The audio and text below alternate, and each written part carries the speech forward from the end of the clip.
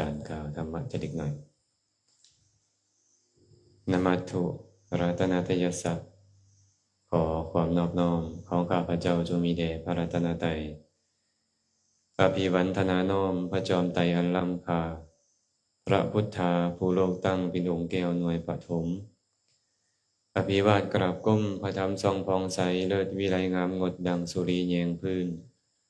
ผู้เป็นพื้นหน้าบุญล้นพระสังโฆองค์เอกวันธนานกใบขมาก้มกราบกราบขอการคณะสงฆ์กล่าวปกิณกาสาระธรรมขอความสุขความเจริญจงบังเกิดมีแก่ญาติธรรมเมื่อสุขุสุคนที่สละเวลามาพร้อมกันฟังศีลฟังธรรมในทรงปากคำของมื้อนี้มุนินทวัฒนัมโพชา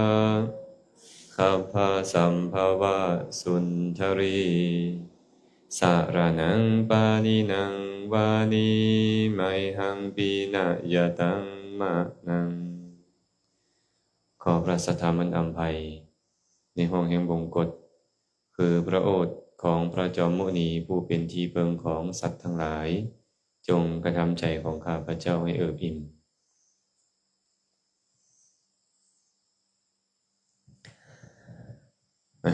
มื้อนี้ก็เป็นวันอุโบสถเนาะเป็นวันอุโบสถอุโบสถะแปลว่ามือแห่งการเข้าอยู่จำอุโบสถะแปลว่าเข้าไปอยู่จำเนาะอยู่จำในที่นี้หมายถึงอยู่จำชั่วครั้งชั่วคราวบางคนก็สมาทานศีล5บางคนก็สมาทานศีล8บางคนก็สมาทานศีล9ก็มีเด้แม่สลัดเคยได้ยินบอกอุโบสถประกอบด้วยองค์9อุโบสถประกอบด้วยองค์9ก็มีด้วยองค์10ก็มีเนาะ แต่มื้อนี้ก็เห็นแม่แต่งเพิ่นพาสมาทานศีลอุโบสถอันประกอบด้วยองค์8คือที่เคยเว้าให้ฟังผ่านมาแต่ละครั้งแต่ละข่าวเนาะคำว่าศีลก็คือความตั้งใจที่จะงดเว้นหรือว่าความงดเว้นเสียได้เอิ้นว่าศีลพวกเรามีความตั้งใจก็ชื่อว่าพวกเรามีศีลหากความตั้งใจนั้นเกิดขึ้นตอนใดนั่นก็ชื่อว่ามีศีลตอนนั้นความจริงแล้วควรสมาทานแต่เมื่อวานตอนแลงพุ่นเด้ก่อนวันพระมื้อหนึ่งสมาทานวันพระก็ประพฤติมื้อวันปาติกะเอิ้นว่าวันหลังจากวันพระก็ลาศีลคำว่าลาศีลนี่หมายถึงสมาทานศีล5คืนเนาะเพิ่นได้เว้าไว้ในปฐมราชสูตรในคัมภีร์อังคุตรนิกายติกานิบาตพระพุทธเจ้าบอกว่าภิกษุทั้งหลายวันศีล8คำเนาะวันศีล8คำนี้อำนาจของพวกท้าวจาตุมหาราชจะเชี่ยวไปกวดเบิ่งโลกว่าชาวโลกหยังพากันให้ทานรักษาศีลรักษาอุโบสถฟังธรรมอุปถากมารดาบิดาหรือบ่มื้อ8คำจะมีบริวารของท้าวจาตุมหาราชรู้จักท้าวจาตุมหาราชเนาะท้าวจาตุมหาราชก็คือผู้คุ้มครองโลกเอิ้นอีกชื่อหนึ่งว่าท้าวจตุโลกบาลเนาะท้าวจตุโลกบาลอำนาจของข้าเจ้าจะมามื้อ8ค่ำมากวดสอบเบิ่งว่ามนุษย์นี่นะยังพากันให้ทานบ่รักษาศีลบ่รักษาอุโบสถบ่ฟังธรรมบ่หรือว่าอุปถากมารดาบิดาบ่เฮ็ดบุญกุศลทั้งหลายบ่ภิกษุทั้งหลายวัน14ค่ำพวกลูกของท้าวจาตุมหาราชอันนี้ลูกมาเลยจะมากวดสอบเบิ่งโลกเบิ่งชาวโลกนั่นแหละว่ายังให้ทานสมาทานศีลรักษาอุโบสถฟังธรรมอุปถากดูแลบิดามารดาบ่ภิกษุทั้งหลายวัน15ค่ำแห่งปักก็คือมื้อดับ มือขึ้นมือดับก็ตาม15 ค่ำนั่นแหละท้าวจาตุมหาราชจะมากวดสอบเบิง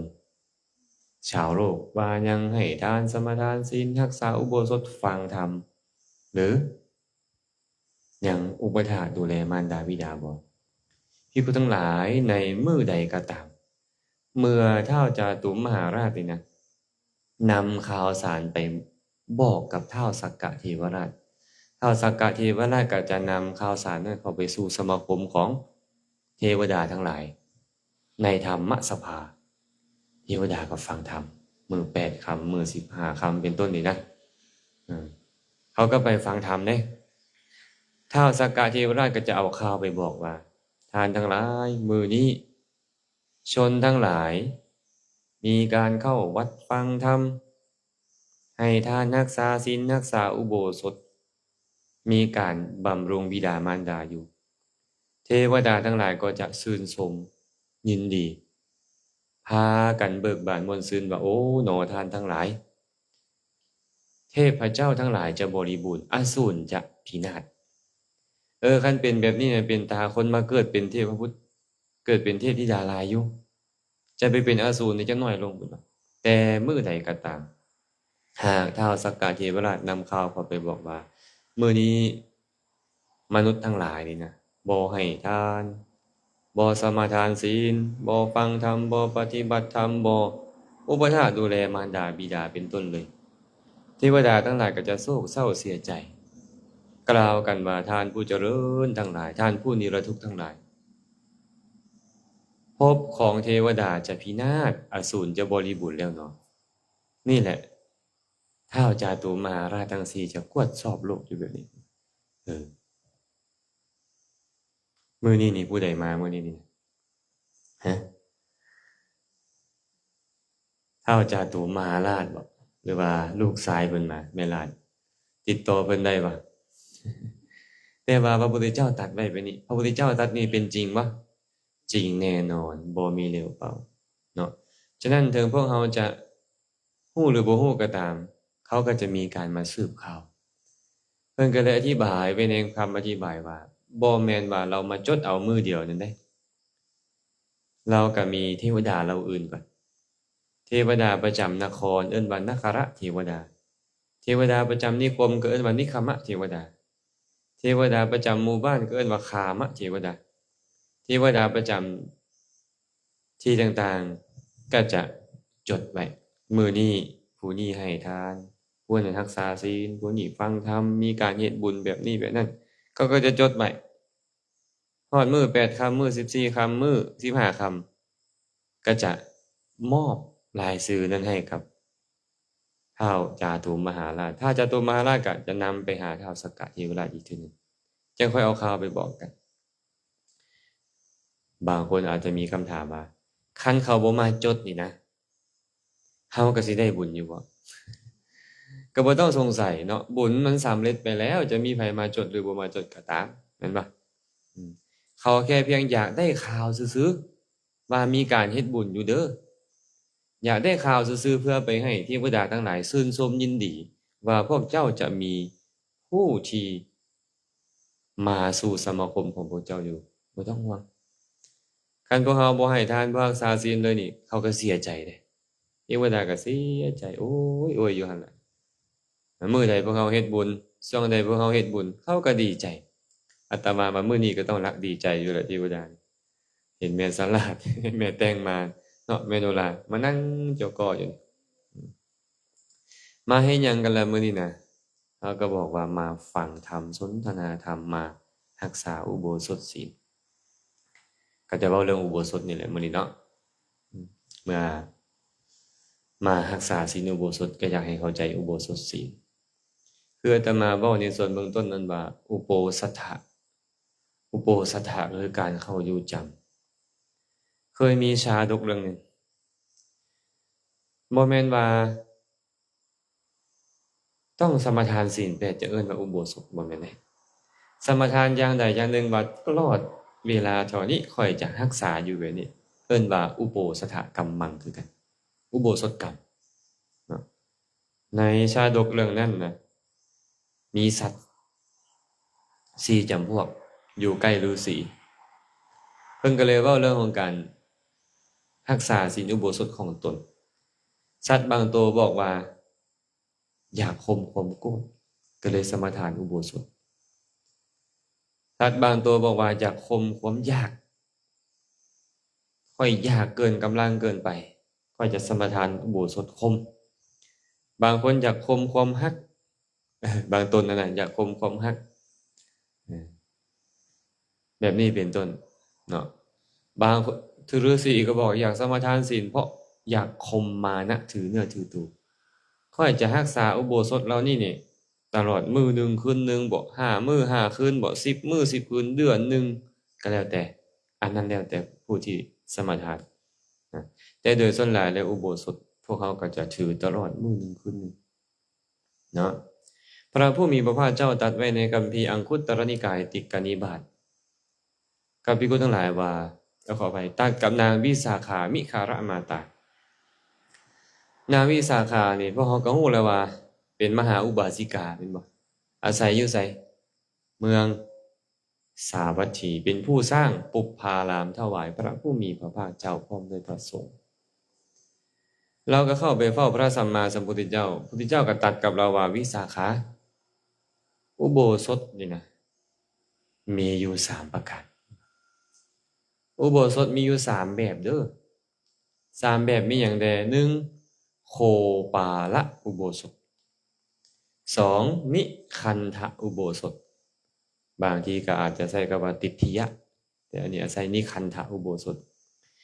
3อริยะอุโบสถอุโบสถมี3อย่างนี้เมลาจื่อเด้อมื้อนี้เด้ออันเขามาถามอุโบสถมีจักอย่างเมลา3แต่ว่าลุกไปนี่ก็สิลืมดอกอาตมาเบิ่งแล้วนี่3อย่างคือหยังโคปาละนิคันธะอริยะโคปาละ3คำนิคันธะก็3คำอริยะก็3คำคือกันเด้อ339โคปาละอุโบสถเป็นจังไดพระพุทธเจ้าถามผู้ใดพระพุทธเจ้าถามไผเว้ากับนางวิสาขาแต่คำถามนี้5อย่างอันนี้ก็ให้แม่สลัดจื้อคือเก่า3บวก5สิเป็น8เด้อนี่เด้อ1อทิฏฐโชตนาปุจฉา2ทิฏฐสังสันทนาปุจฉา3วิมติเฉทนาปุจฉา4อนุมติปุจฉา5กเถตุกามยตาปุจฉาเป็นตาจื้อบ่แม่นบ่ล่ะบ่เป็นหยังจื้อภาษาลาวอาทิฏฐโชตนาปุจฉาแปลว่าถามให้ฮู้ในสิ่งที่ยังบ่ฮู้มีบ่คำถามแบบนี้บ่ฮู้แล้วถามมีบ่มีเนาะมี2ทิฏฐสังสันทนาปุจฉาถามเพื่อเทียบเคียงกับสิ่งที่ตนฮู้มาว่าตรงกันบ่คือกันบ่มีบ่คำถามแบบนี้มี3วิมติเฉทนาปุจฉาถามเพื่อกำจัดความสงสัยยังสงสัยอยู่ก็เลยถามให้มันหายข้อสงสัยซะมีบ่แบบนี้มี4อนุมติปุจฉาอนุมัตินะถามเพื่อให้ค่อยตามเพื่อให้อนุมัติก็คือเพื่อให้ค่อยตามเนาะอย่างเช่นพระพุทธเจ้าถามรูปเที่ยงหรือบ่เที่ยงถามว่าพระพุทธเจ้าบ่ฮู้บ่แม่นอยากเทียบเคียงกับไผบ่ก็บ่แม่นพระพุทธเจ้ายังลังเลสงสัยบ่ถามเพื่อให้ค่อยตามซื่อๆในแบบนี้นะสุดท้ายนี่ล่ะกเถตุกามยตาปุจฉาแปลว่าถามเพื่อต้องการจะตอบเองถามซื่อๆแต่จะตอบเองเนาะพระสัมมาสัมพุทธเจ้านี่นะมีคำถามอยู่2เท่านั้น1 2 3ข้อนี่บ่มีเพราะสิ่งที่พระพุทธเจ้าบ่ฮู้บ่มีอยากเทียบเคียงกับไผก็บ่มีความลังเลสงสัยบ่มีแต่ว่าถามเพื่ออนุมัติและเพื่อถามเพื่อจะตอบเองนี่มีฉะนั้นคำถามที่พระองค์ถามว่าโคปาละอุโบสถเป็นจังได ก็เพื่อจะตอบเองเป็นกเหตุกามยตาปุจฉาพระผู้มีพระภาคเจ้าก็เลยบอกว่าวิสาขาเอ้ยโคปาละอุโบสถเป็นจังไดแปลว่าในโคปาละอุโบสถอุโบสถของคนเลี้ยงงัวอุโบสถของคนเลี้ยงงัวโคงัวเนาะปาละกับรักษาแปลว่าคนเลี้ยงงัวคนเลี้ยงงัวเนี่ยเขาคิดจังไดคนเลี้ยงงัวนี่แม่หลักคนเลี้ยงงัวนี่น่ะยอมนับงัวแล้วไปมอบให้เจ้าของงัวเพื่อได้ค่าจ้างและมีได้คิดว่ามื้อนี้งัวไปกินหญ้าอยู่บ่นี้มื้อนั้นงัวไปกินหญ้าบ่นั้นเฮาสิเอางัวไปกินหญ้าอยู่บ่นี้สิเอาไปกินหญ้าอยู่บ่ทันสิเอาอันนี้ไปกินสิเอาอันนั้นไปกินผู้ใดก็ตามรักษาอุโบสถนึกแต่เรื่องอยู่เรื่องกินเอิ้นว่าโคปาละอุโบสถในส่วนเป็นบ่มื้ออื่นสิกินหยังน้อไปรักษาศีลอุโบสถสิเอาหยังไปกินแม่นล่ะ คันแบบนี้ไปว่ารักษาศีลนึกถึงแต่เรื่องอยู่เรื่องกินเอิ้นว่าโคปาละอุโบสถเด้อนี่เด้อบัดนี้เด้อพี่คุณอันขออภัยวิสาขาโคปาละอุโบสถนี่เป็นอุโบสถที่บ่มีผลใหญ่บ่มีอานิสงส์ใหญ่เป็นอุโบสถอยู่ไหนรักษาแท้ตั้งใจรักษาแท้แต่ว่าไปรักษาแล้วนึกแต่ถึงแต่เรื่องกินอยู่สิกินอันนี้สิกินอันนั้นตื่นเช้ามาสิเอาให้คักๆสวยมาสิกินให้แซ่บๆอยู่เนี่ยถามว่าศีลยังเป็นศีลบ่เป็นแต่ว่าบ่มีผลใหญ่บ่มีอานิสงส์ใหญ่คันเฮาเข้าไปได้ก็จะเป็นแบบนั้นได้พอส่วนนิคันธะอุโบสถเด้เป็นแนวใดพวกนิครนคือพวกที่กับเจ้านักบวชนอกศาสนาเขาจะสอนสาวกเขาว่าท่านทั้งหลายเอ้ยเลยออกไปร้อยโยชน์บ่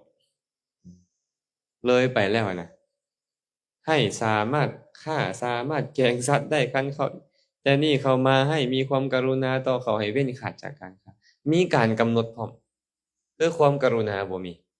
เนาะความกรุณาก็บ่มีมักเว้าตัวคือเก่าเพิ่นนี่นะเวลาที่รักษาอุโบสถแล้วคิดแต่แบบนั้นเนาะเขาจะนั่งจะนอนจะยืนอยู่บนใดก็ตามบริโภคโภชนาอาหารก็ชื่อว่าบริโภคแบบขโมยพระพุทธเจ้าเอิ้นว่าขโมยกินเด้ออันนี้เด้อรักษาอุโบสถแล้วไปกินข้าวของเขาแบบเนี้ยแบบขโมยนี่แหละเอิ้นว่านิคันธะอุโบสถอุโบสถนี่ก็บ่มีผลใหญ่บ่มีอานิสงส์ใหญ่คือบ่เป็นบุญเลยตัวนี้มันบ่เป็นบุญเลยเพราะบ่มีการรักษาศีลแท้กว่าจะเซาฆ่าเซาลักขโมยตั้งแต่ฆ่านี่มานี่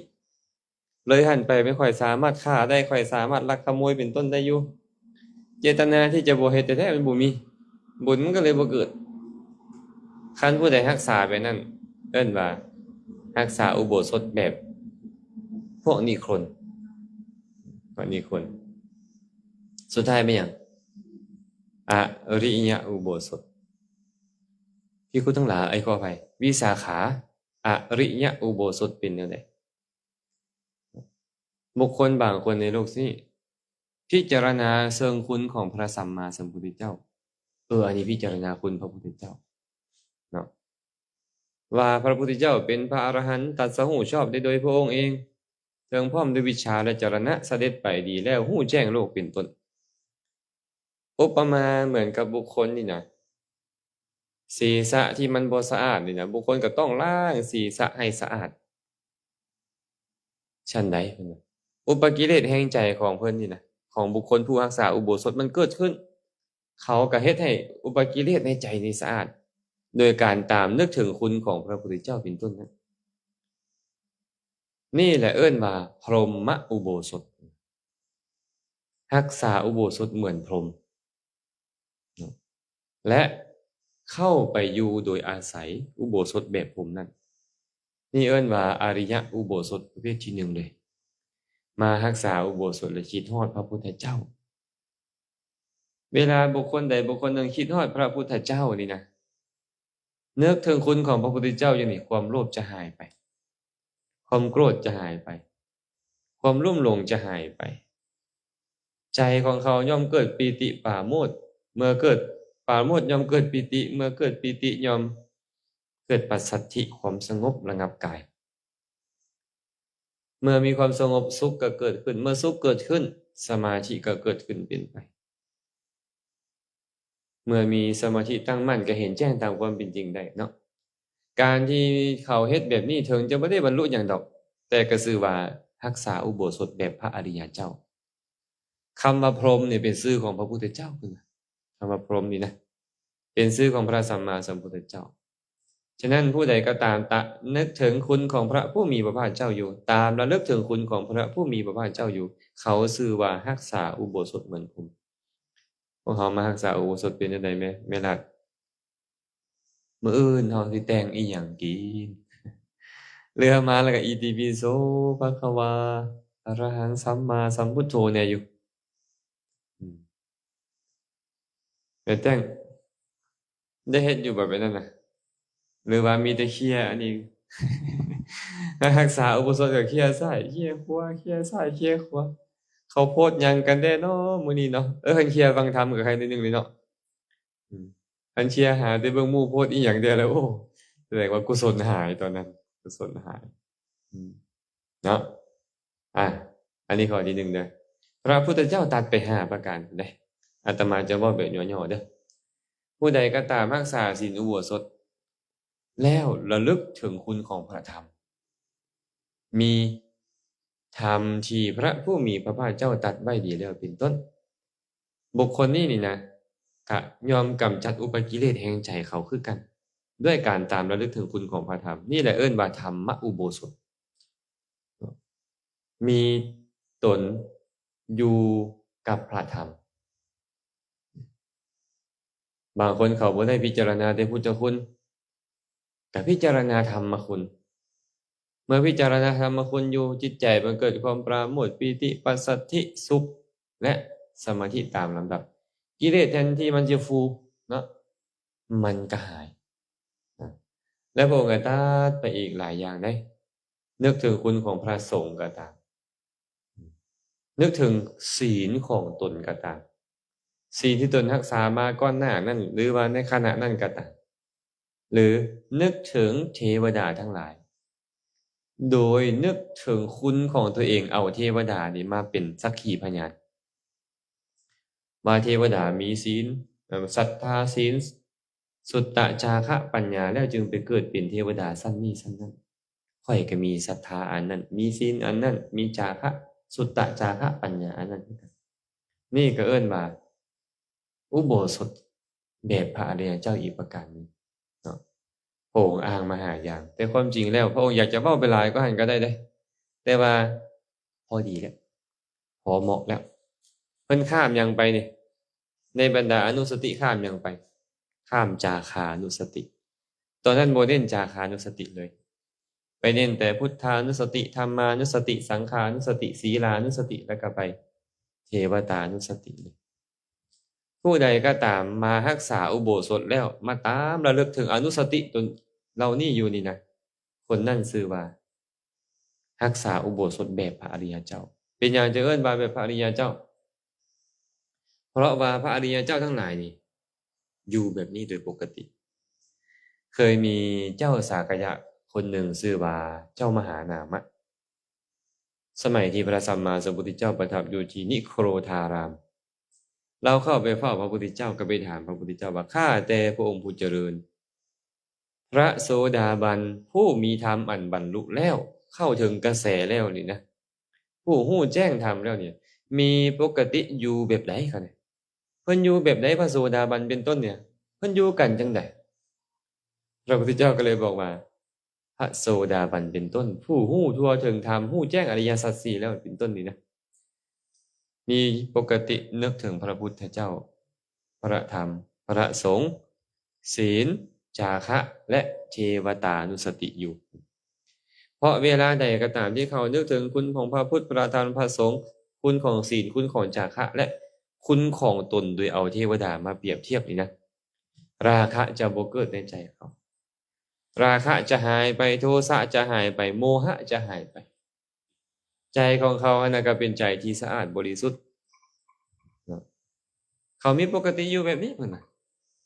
อยู่แบบนี้แหละเป็นเครื่องอยู่ของพระอริยเจ้าผู้ใดรักษาอุโบสถแล้วเฮ็ดแบบนี้จึงเอิ้นว่าอริยอุโบสถจังค่อยเอิ้นว่าอยู่แบบพระอริยเจ้ารักษาอุโบสถแบบพระอริยเจ้าพระองค์เลยบอกว่าวิสาขาเอ้ยบุคคลมานึกถึงพระอรหันต์ทั้งหลายนี่นะเว้นขาดแล้วจากการฆ่าสัตว์บ่เฮ็ดชีวิตสัตว์อื่นให้ตกล่วงบางสัตว์ตาอาวุธมีมือบ่เปื้อนด้วยเลือดแล้วอยู่ตลอดชีวิตแม่เฮาเองก็บ่ฆ่าสัตว์เป็นต้นนี้ตลอดมื้อหนึ่งคืนหนึ่งนี่เฮาชื่อว่าได้ดำเนินตามพระอรหันต์ทั้งหลายแล้วและอุโบสถเป็นอันเฮาได้สมทานแล้วเพิ่นอ้างเอาก็ได้แม่นล่ะอ้างเอาพระอรหันต์มาเป็นสักขีพยานว่าโอ้พระอรหันต์เพิ่นเฮ็ดได้ตลอดชีวิตเลยเด้นี่บ่ฆ่าไผเลยได้ตลอดชีวิตเฮาจะเฮ็ดมื้อหนึ่งคืนหนึ่งนี่ให้ได้แบบนี้ชื่อว่ากำลังดำเนินตามพระอรหันต์ดีบ่นี่แม่สลัดสมมุติว่าพระอรหันต์ย่างทางหน้าแม่สลัดแม่แต้งแม่โนราย่างตามโอ้ก็รู้สึกภูมิใจเลยเนาะเอาแล้วเฮาบ่ได้ไปย่างตามเพิ่นสมัยพุทธกาลดอกแม่นล่ะเด้แต่ว่าเฮากำลังเดินตามรอยเพิ่นตอนนี้เพิ่นมาทางนี้พระอรหันต์บ่ฆ่าไผตลอดชีวิตข้อยจะเฮ็ดให้ได้มื้อหนึ่งคืนหนึ่งนี้คันหลายคนสามารถเฮ็ดได้หลายขึ้นไปกว่านี้ก็แฮ่งดีดลไปกว่านี้แฮ่งดีเนาะก็อ้างไปเลยทั้ง8ข้อนั่นแหละแม่นล่ะบุคคลมานึกแบบนี้ว่าพระอรหันต์ทั้งหลายบ่ลักทรัพย์บ่ประพฤติบ่ประเสริฐคือการเสพเมถุนธรรมอันเป็นธรรมของชาวบ้านบ่เว้าตัวบ่ดื่มน้ำเมาบ่บริโภคอาหารเวลาวิกาลบ่ฟ้อนรำขับร้องดีดสีตีเป่าเบิ่งการละเล่นอันเป็นข่าศึกบ่ทรงมาราทัดดอกไม้ทาเครื่องรูปไล้ของหอมเพื่อประดับตกแต่งแล้วบ่นั่งนอนที่นั่งที่นอนสูงใหญ่นอนแต่ที่นอนต่ำเครื่องราชที่ราชด้วยหญ้าเป็นต้นตลอดชีวิตแม่เฮาเองก็เป็นเช่นนั้นเหมือนกันเฮาชื่อว่ากำลังเดินตามพระอรหันต์ทั้งหลายและอุโบสถอันเฮาได้โอ้แสดงว่าขนาดศีลนะเนี่ยนึกว่าจะได้เท่ากันบ่เท่าเพราะเจตนาบ่เท่ากันการใส่ใจบ่เท่ากันในกองคำคือกันได้อืมเว้าไปซื่อๆบ่ได้เด้อนี่บ่ได้ต้องน้อมไปพร้อมแม่นบ่น้อมไปพร้อมอ้างเอาอ้างเด้อบัดนี้เด้อตอนเว้าไปตามหมู่เว้าไปซะก่อนแต่อยู่ผู้เดียวเฮาอ้างเลยอ้างบ่ต้องเว้าก็ได้นึกเอาเลย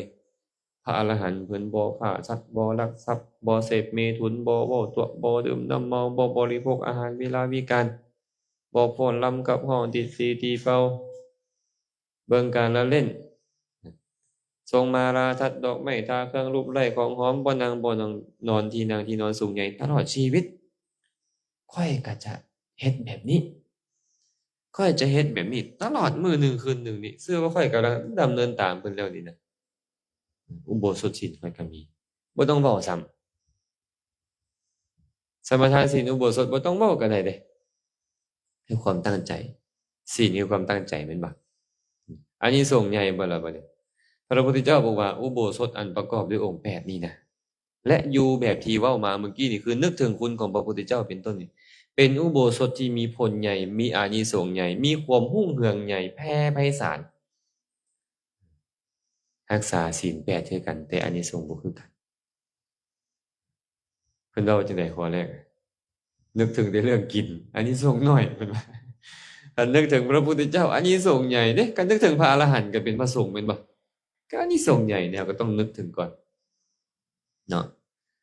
เพิ่นก็เลยเว้าแบบนี้ว่าวิสาขาเอ้ยอุโบสถอันประกอบด้วยองค์8นี้มีผลใหญ่มีอานิสงส์ใหญ่แบบใดล่ะมันเป็นแบบใดอานิสงส์ใหญ่นี่เพิ่นเลยบอกว่าเหมือนอย่างว่าพระราชา ที่ครอบครองแว่นแค้นถึง16แว่นแค้นโอ้ยจือบ่บ่16แว่นแค้นนี่ก็ได้อังคะมะคะกุระกุรุโอ้ยอาตมานี่จือบ่ครบเคยจือครบคือเพิ่นเว้าอะเนาะของกินบ่กินมันเน่าของเก่าบ่เรามันลืมแต่ก่อนมันเล่าไว้อังคะมะกะทะกาสีโกสระวัชชีมันละไล่ไปมันก็พอได้16แว่นแค้นเนาะพระราชาผู้ครอบครอง16แว่นแค้นนี่นะมีรัตนะ7ประการสมบูรณ์แต่เมื่อเทียบกับอานิสงส์ของการรักษาอุโบสถศีลแล้วยังบ่ทอเสี้ยวที่16ของการรักษาศีลอุโบสถอันประกอบด้วยองค์8มื้อหนึ่งคืนหนึ่งนี่เอาสมมุติมื้อนี้นี่นะพวกเรามาสมาทานศีลอุโบสถอันประกอบด้วยองค์8นี่มื้อหนึ่งคืนหนึ่งนี่แล้วเอาอานิสงส์ที่เรารักษาศีลมื้อเดียวนี่นะแม่นบ่ล่ะแบ่งออกเป็น16ส่วนเอาส่วนที่16ไปเทียบกับทรัพย์สมบัติที่พระราชาครอบครอง16ประเทศยังบ่ทอเสี้ยวที่16ของการรักษาศีลอุโบสถมันบ่เป็นตาเฮ็ดได้บ่อันอาทิตย์ละมื้อนี่นะเฮ็ดซุมื้อก็น่าจะได้เนาะแม่กองคำได้บ่ซุมื้อนี่โอ้ยหลานก็แอวให้กินข้าวนำอยู่นะยากอยู่เดะเนาะยากอยู่คันซั่นเฮาก็เลยอะอาทิตย์หนึ่งมื้อหนึ่งก็ยังดีโดนๆไปก็เอาหลายมื้อคือเก่าเนาะอาทิตย์หนึ่ง2มื้ออาทิตย์หนึ่ง3มื้อไปสินะมีเมียออกหนึ่งเราเว้าไว้ดีเดะอาทิตย์หนึ่งมี7มื้อแล้วว่ะเราก็ให้เวลากับทางโลกไป5มื้อแล้วที่ขอ2มื้อให้อยู่กับทางธรรมะเด้เราว่าเราว่าดีเด้อนี่น่ะแบ่งแบบนี้ก็บ่ดีบ่เฮาแม่นล่ะ7มื้อนี่เอ้าให้ทางธรรม2มื้อให้ทางโลกไป5มื้อดีอยู่เดะอาจารย์ว่าเนาะคันซั่นได้อยู่บ่อุโบสถศีล2มื้อต่ออาทิตย์ตอนนี้ยังบ่ได้ก็อย่าต่อหน้าให้มันได้แล้วอาตมาเลยเว้าให้ญาติโยมฟังตลอดมีโยมแม่คนหนึ่งไปวัดมักให้ทานมักช่วยเหลือพระเจ้าพระสงฆ์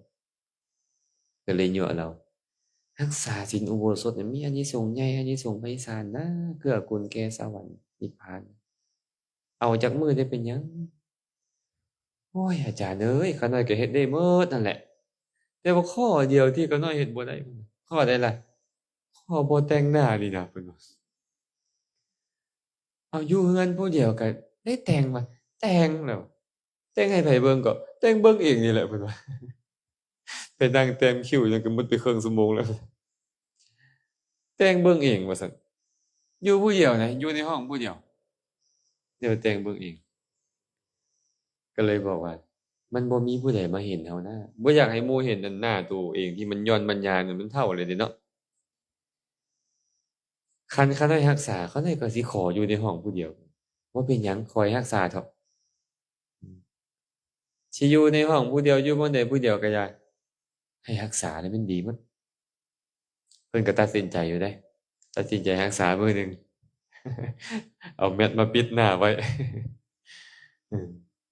คนเฮานี่บางเทื่อก็มักงามเนาะมักงามมันก็เป็นลักษณะของคนที่ติดกับความงามฉะนั้นมันมีผลใหญ่มีอานิสงส์ใหญ่คันเฮานึกถึงอานิสงส์ของมันแล้วก็ควรเฮ็ดแหละอาจารย์ว่าควรเฮ็ดพระพุทธเจ้ารับรองไว้เลยเด้แม่นสลัดพระพุทธเจ้ารับรองไม่ฉลาดก็ต้องเดินตามแม่นนี่เด้เดินตามพระพุทธเจ้าบอกอันนี้ดีอันนี้ดีเด้อต้องตามเพิ่นมาเป็นจังเนาะสิเอาจักมื้อล่ะอาทิตย์เนี่ยสิเอาอุโบสถศีลจักมื้อโอ้เอาแต่มื้อเช้ากับมื้อนี้แหละก็ยังดีได้มื้อหนึ่งเนาะได้มื้อหนึ่งก็ยังดีเออพระองค์เลยตรัสไปว่าวิสาขาทรัพย์สมบัติของพระราชาผู้ครอบครองแว่นแค้น16แว่นแค้นนั้นนะเมื่อเทียบกับทิพยสมบัติสมบัติของเทวดาแล้วบ่ทอเสี้ยวที่16เทียบกันบ่ได้จักหน่อยเลยวิสาขาการที่บุคคลสมาทานศีลอุโบสถอันประกอบด้วยองค์8หลังจากแตกกายทำลายแล้วยอมเข้าถึงความเป็นสหายของเทวดา สั้นจาตุมเทวดาสั้นจาตุมนั่นนะ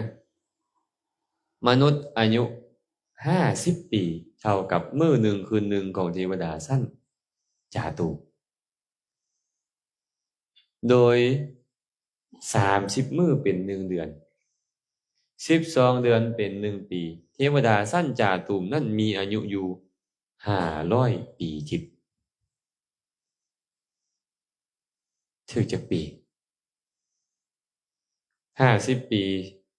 ของเฮาพอมื้อหนึ่งเขาก็มี30 มื้อเป็น1 เดือนมี12 เดือนเป็น1 ปีแต่อายุเขานี่แน่นอนเลย500 ปีทิพย์คิดออกมาก็เป็น9 ล้าน ปีมนุษย์คุ้มบ่อยู่มนุษย์โลกนี้อีกอุ้ยอาตมาเบิ่งไปแล้วก็บ่พอสิอยู่ฮอด10 ปีผู้ใดก็ได้เนาะ10 ปีว่าหลายแล้วแหละอาตมาว่าเอาสมมุติให้20 ปีซะไปเอาสมมุติอยู่ได้อีก20 ปีซะเนาะยันบ่ฮอดซ้ำไปว่าเออสมมุติว่าเฮาอยู่ได้อีก20 ปีและตายแล้วเฮาไปนรกไปอบายทุกขติวินิบาตกับอยู่อีก2 มื้อแต่มื้อนี้เฮารักษาศีลอุโบสถมื้ออื่นตายแล้วไปสวรรค์นี่ดีบ่พ่อแม่ออกมาต่ำสุด9 ล้าน ปีดีบ่มันพ่อไม่ออกเว้าเลยเด้ว่าเมื่อกี้นี่ว่าอาจจะบ่ฮอด20 ปีอาตมาว่ามันฮอด20 มื้อดีก่อนอะหรือว่ามื้ออื่นนี่มันยังบ่ฮอดบ่นี่ล่ะแม่นบ่อันซั่นมื้อนี้เฮาก็เลยต้องรักษาเพิ่นบอกว่าการรักษาศีลอุโบสถแล้วไปเกิดเป็นเทวดาสั้นจาตุมเป็นเรื่องธรรมดา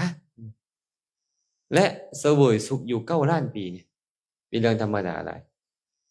วิสาขาผู้ที่รักษาอุโบสถศีลแล้วไปเกิดเป็นเทวดาสั้นดาวดึงส์อายุของมนุษย์100 ปีทอมื้อหนึ่งคืนหนึ่งของเทวดาสั้นดาวดึงส์นั้นเขาก็มี30 มื้อเป็น1 เดือนมี12 เดือนเป็น1 ปีแต่เขามีอายุ 1,000 ปีทิพย์ไล่เลยปะเนี่ย50เป็น100แสดงว่าคูณ2 500 ปีทิพย์เป็น 1,000 ปีทิพย์ก็คูณ2 2คูณ2เป็น4เอา9 ล้านไปคูณ4ชื่อเท่าไหร่36 ล้าน ปีไปเสวยสุขอยู่หัน36 ล้าน ปีรักษาศีลอุโบสถมื้อเดียวเด้นี่เสวยสุขอยู่สวรรค์36 ล้าน ปีเนาะดีกว่าบ่ดีกว่าเป็นสิเป็นมะเร็งเต้านมอีกบ่โดนนี่บ่แม่ล่ะแม่แต่งเตรียมแล้วบ่แม่นุราก็ได้เตรียมโลดเด้ออาตมาว่ามันคุ้มเนาะมื้อเดียวถือว่าคุ้มแท้ไปอยู่ในสวรรค์36 ล้าน ปีคุ้มหลายวิสาขาบุคคลผู้รักษาศีลอุโบสถแล้วเนี่ยไปเกิดเป็นเทวดาสั้นยามาก็เป็นไปได้อายุของมนุษย์200 ปีพอมื้อหนึ่งคืนหนึ่งของเทวดาสั้นยามาเขาก็มี30 ปีเป็นขออภัย30 มื้อเป็น1 เดือน12 เดือนเป็น1 ปีแต่เขามีอายุอยู่ 2,000 ปีทิพย์2,000 ปีทิพย์ก็คูณ4เอา36มาคูณ4ได้144 ล้าน ปีโดนบ่ลืมหลังเนาะแม่ล่ะเนาะลืมหลังเลยแหละ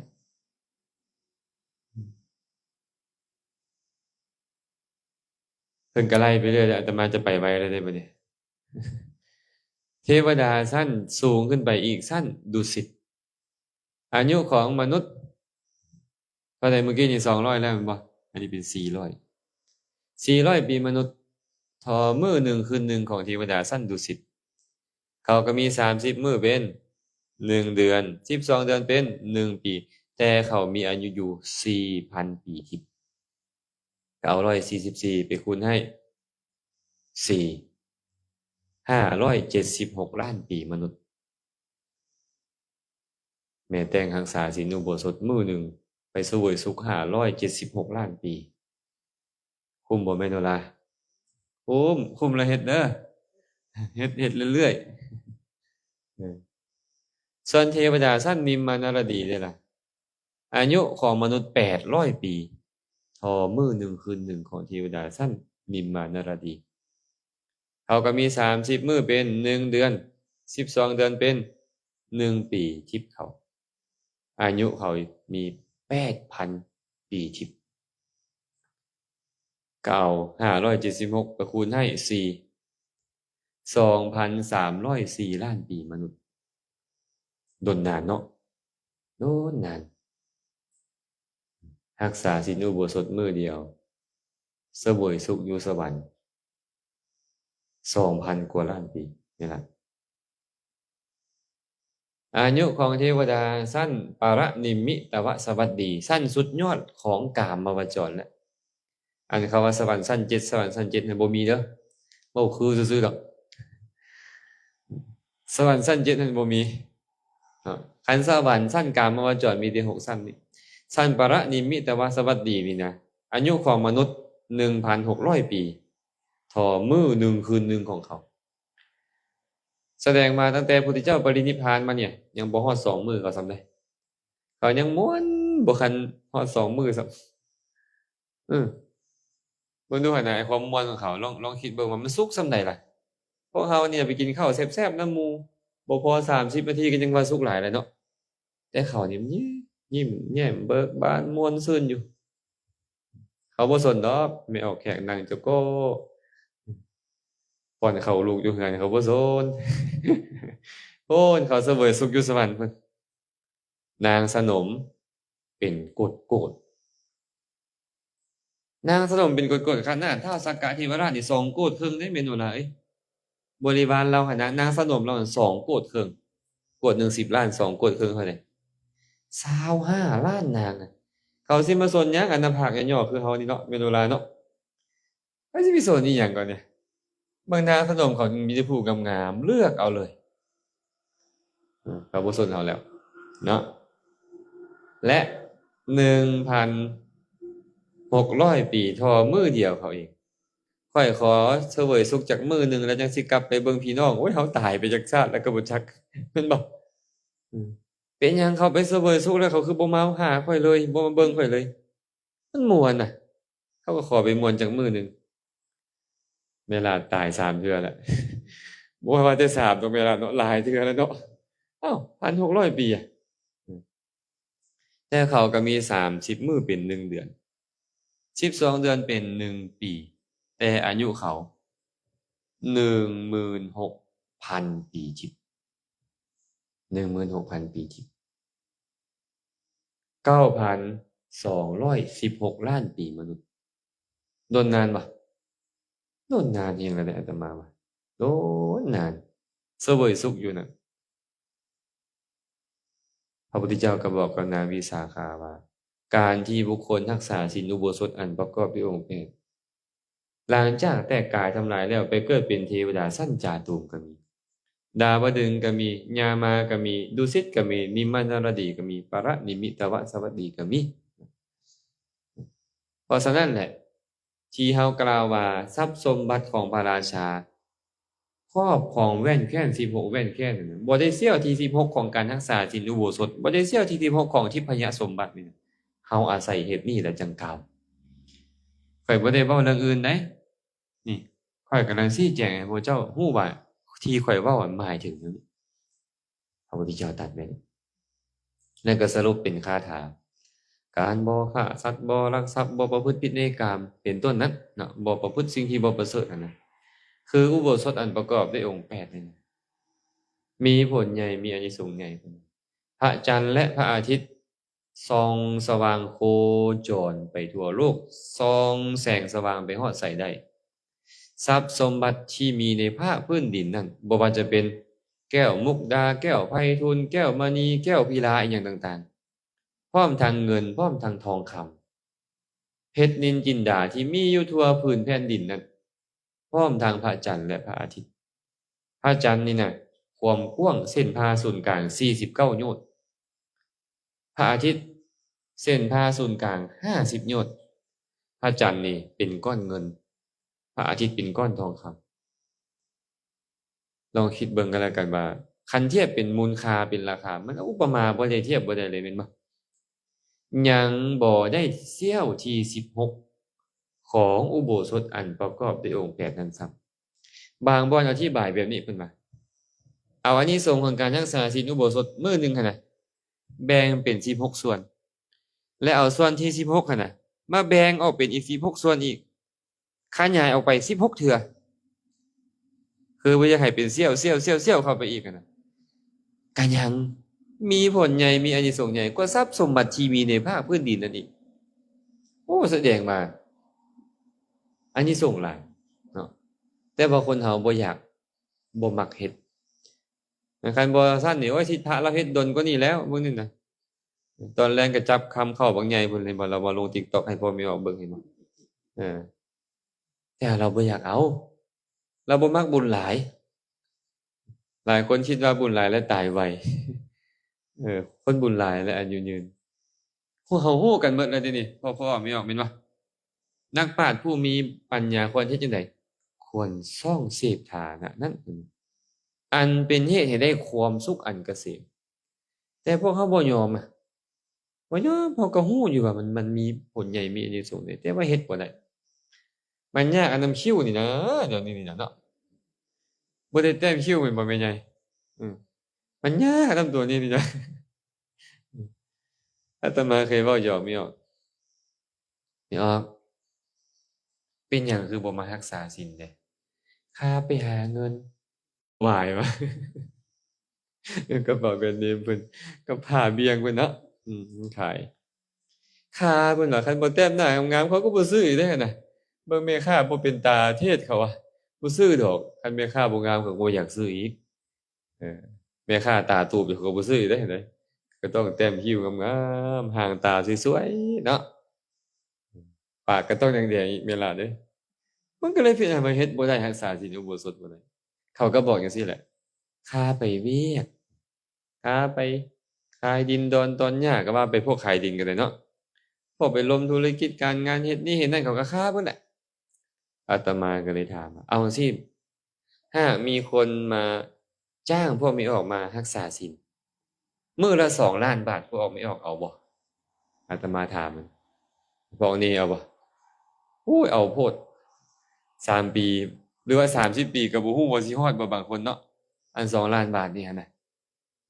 เอาแท้เอาว่าเขาก็บอกว่าเอาเป็นหยังคือเอาล่ะเอ้าอันไปหาเงินหาทองก็นี่แหละอยากได้เงินได้ทองนี่แหละที่บ่สามารถมาเฮ็ดแบบนี้ได้นี่คันมารักษาศีลนี่มื้อละ2ล้านบาทก็เอาล่ะบ่อย่าว่าแต่2ล้านบาทเนาะ2ล้านกีบนี่ก็มาบักไวๆพุ่นน่ะอาตมาว่านี่นะแม่นบ่เอา200,000ซะ200,000ก็ยังสิมาอยู่นี่เนาะอาตมาก็เลยเว้าแบบนี้ว่าพ่อไม่ออกเอ้ยพระพุทธเจ้าตรัสอานิสงส์แม้แต่ทรัพย์สมบัติหมดแผ่นดินนี่ก็ยังบ่เท่าเสี้ยวที่16ของศีลอุโบสถเป็นหยังคือบ่รักษาเด้เป็นหยังคือบ่รักษาเด้เจ้าอยากจะไปเกิดในอบายบ่พบพ่อคำสอนของพระพุทธเจ้านี่นะอานิสงส์ของอุโบสถก็ยังบ่ฮู้เลยนี่น่ะสิเอาไปนั่นบ่เมื่อเฮามาฮู้ปานนี้แล้วเฮาบ่อยากเฮ็ดนี่นะเฮ็ดกันเด้อรูปเบื้องหน้าก็กระตูดกระติดอยู่เบิดแล้วอันมันบ่มีแล้วนะบนเต็งบนตึงอะนะก็พอเฮ็ดได้แล้วบ่เนาะแม่แต่งเนาะหรือว่ายังแต่งอยู่วะก็เอ็ดอยู่พุ่นน่ะมื้อนั้นอาตมานั่งอยู่นี่แหละแนมเห็นเราเรานั่งอยู่อันแคมทางจับแว่นขึ้นมามันก็แต่งโอ้แม่แต่งนี่ยังแต่งอยู่นั่นนี่วะบ่ธรรมดาเด้อนี่เนาะเออเฒ่าบ่ยอมแก่เด้อแต่ละคนเนี่ยอาตมาว่านี่นะมันทิ่มบ่ได้เนาะมันทิ่มบ่ได้เนาะมันทิ่มบ่ได้อืมสละเลยเนาะ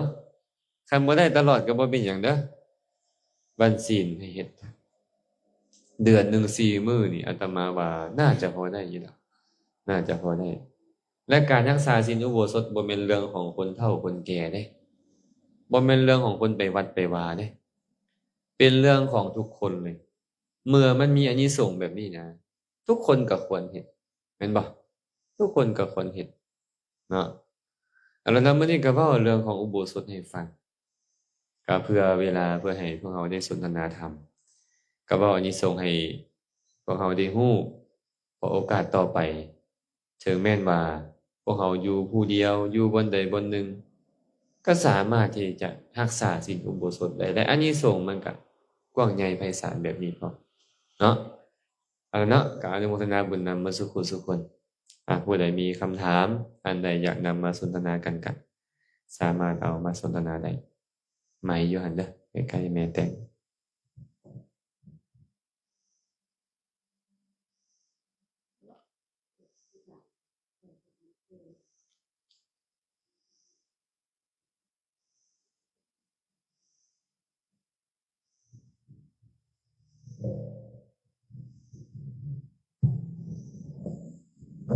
เลยทำไมแล้วมันกระจายทางการทำไมที่เปิดใจดีนะมันทำไมเคยเราหลายคนแล้วว่าทำไมกระจายเน้นรักเน้นตู้ก็พออันนี้กินข้าวเนื้อข้าวต้องได้กินก่อน12 โมงคนละอุดไป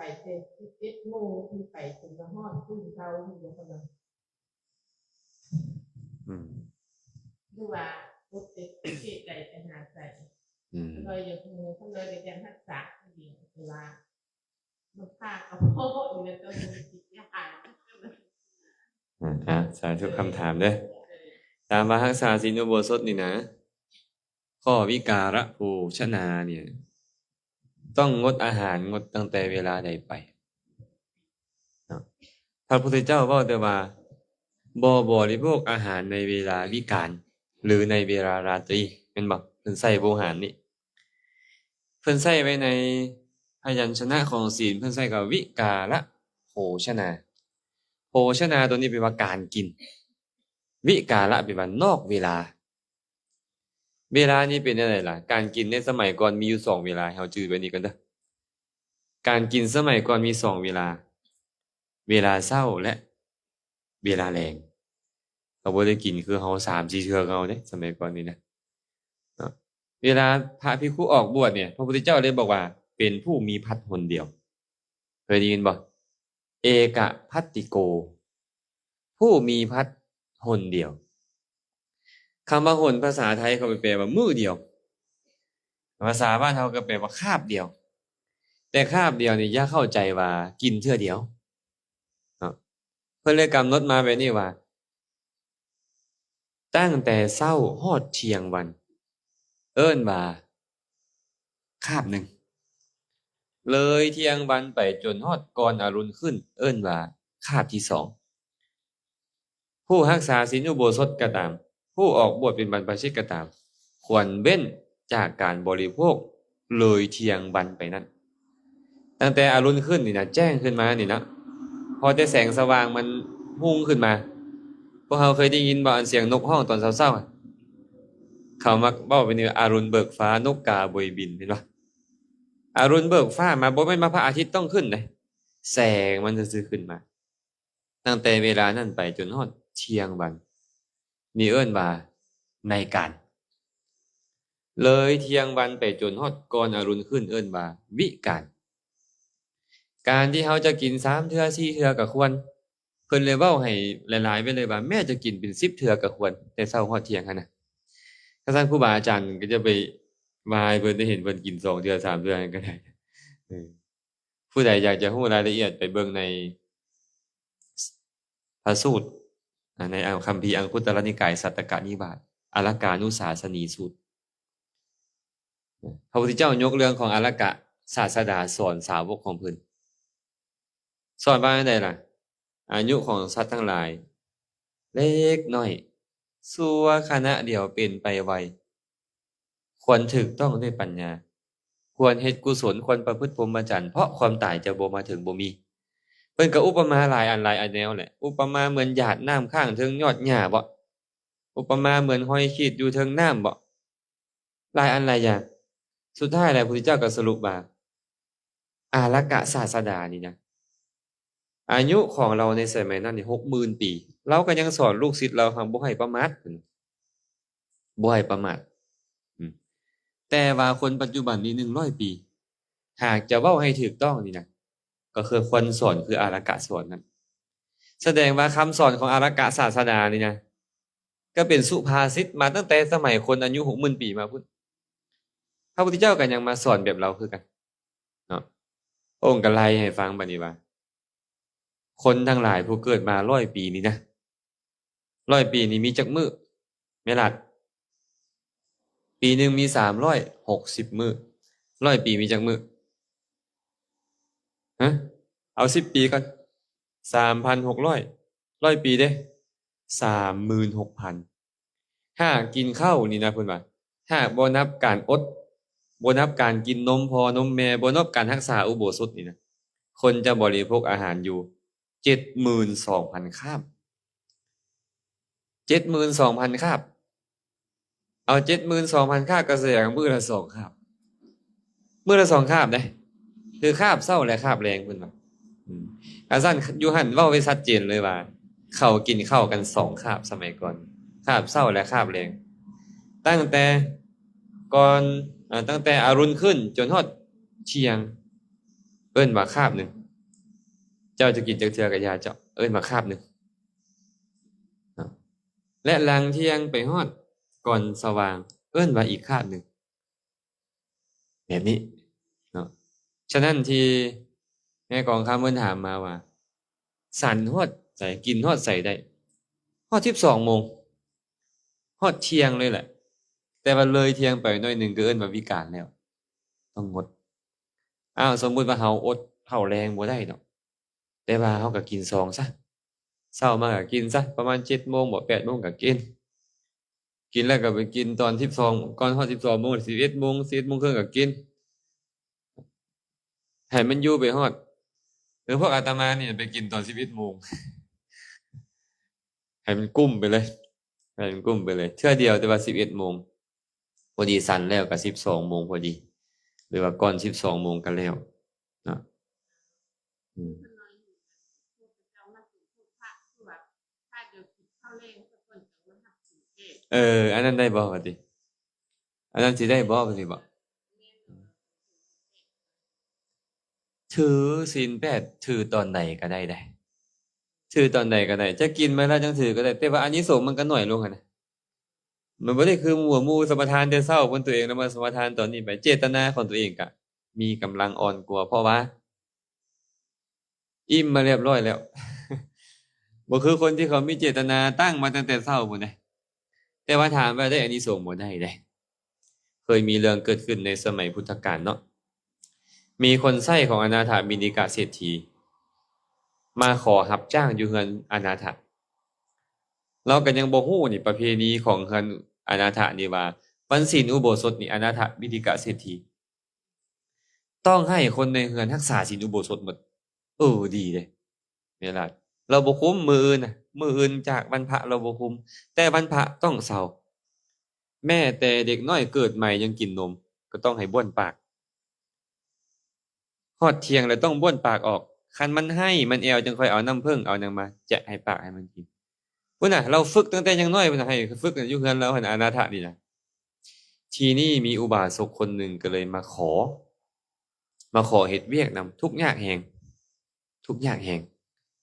ให้ได้เข้าคาบหนึงก็เอาเราก็รับไว้เฮ็ดหยังล่ะหน้าที่ของเราออกแต่เฮือนแต่เช้าแล้วไปเอาฟื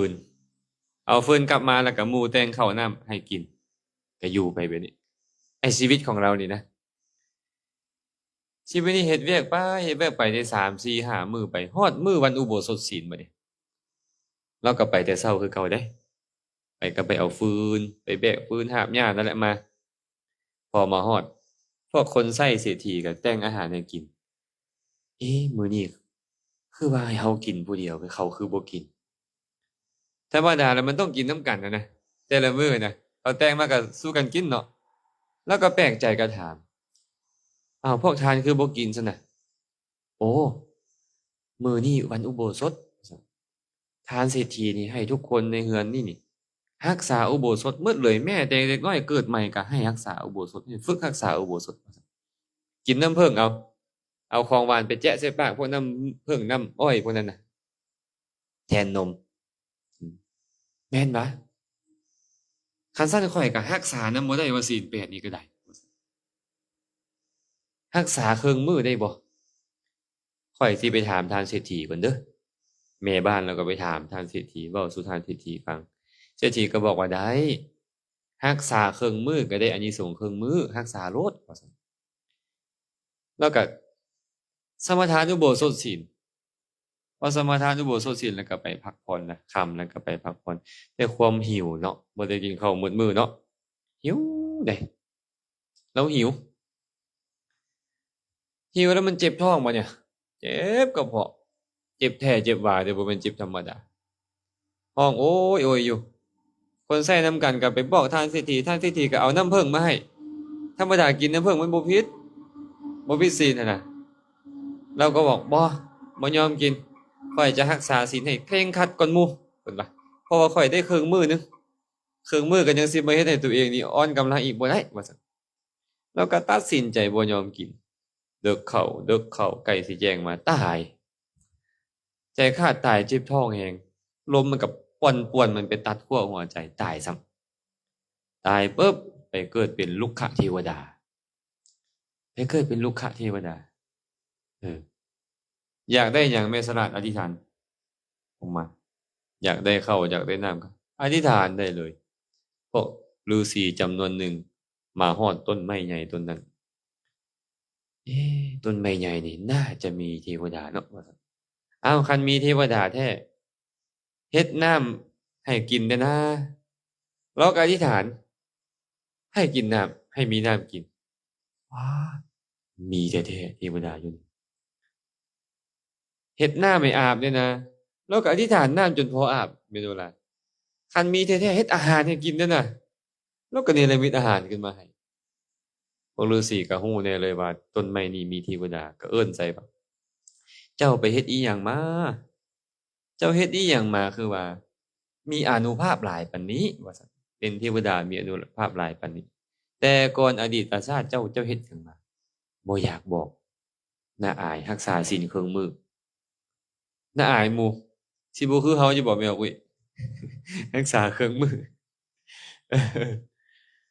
สุดท้ายเราก็บอกว่าโอ้ยข้อยนี่นะข้าน้อยนี่นะเป็นคนใช้อยู่เรือนทานอนาถบิณฑิกเศรษฐีผู้เป็นสาวกของพระสัมมาสัมพุทธเจ้าได้รักษาศีลเครื่องมือนึงว่าซั่นอานิสงส์มันก็เลยเฮ็ดให้มาเกิดเป็นลูกขเทวดานี่คันเขาได้รักษาศีลอุโบสถหลายกว่านี้ก็คือสิได้เกิดในสวรรค์ชั้นสูงกว่านี้แหละเพิ่นก็ว่าไปนะความจริงแล้วรักษาศีลน้อยหรือหลายก็ตามคันมันมีกำลังมันก็เป็นปัจจัยให้เป็นเทวดาได้หมดนะพอพวกฤาษีได้ยินว่าพระพุทธเจ้าอุบัติขึ้นมาในโลกก็ฟ้าวไปเมืองสาวัตถีฟังธรรมบรรลุอรหันต์กันหมดอันพวกที่เราแนะนำหั่นน่ะแต่ว่าตัวของเรานี่ยังบ่ได้บรรลุเทื่อมาอยู่ไกลพุ่นมาเป็นเทวดาอยู่ไกลตอนนั้นยังบ่คันชินเคยกับพระเจ้าพระสงฆ์กับพระพุทธเจ้าอีหยังพอตื่นเช้ามาก็ไปเฮ็ดเวียกตื่นเช้ามาก็ไปเฮ็ดเวียกกันนั่นเว้ยเนาะนี่เป็นอานิสงส์เครื่องมือเด้อคันเขากินข้าวมาแล้วจังมาสมาทานศีลเขาก็ได้เครื่องมือเขาก็ได้เครื่องมือนั่นแหละอานิสงส์ก็ได้น้อยลงกว่าหมู่เนาะมีผู้อื่นอีกบ่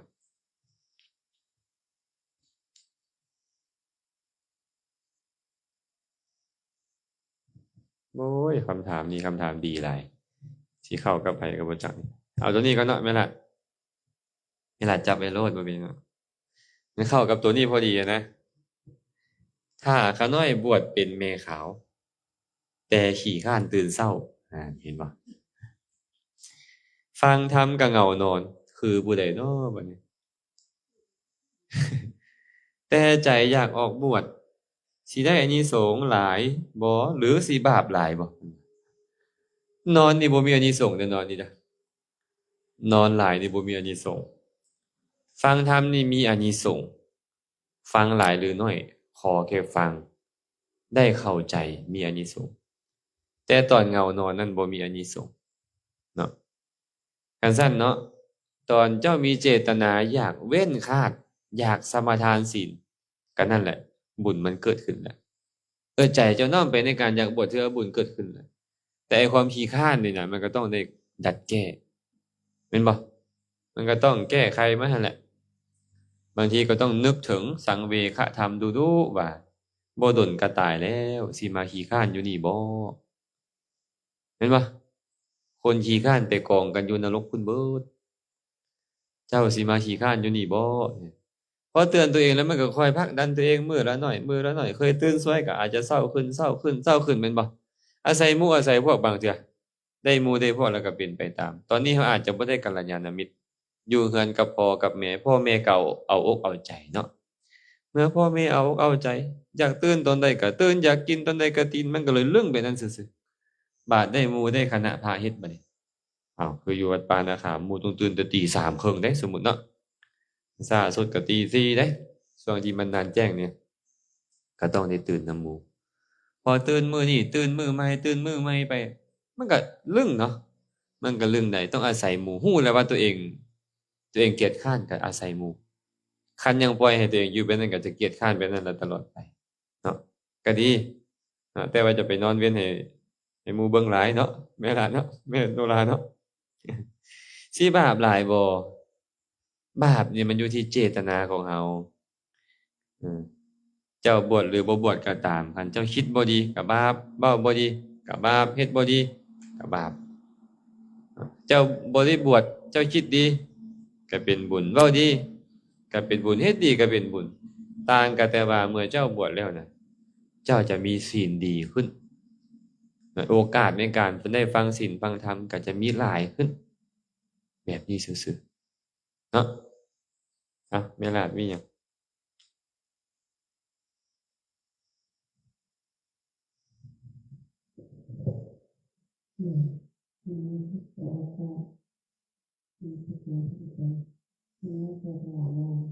คนรักษาศีล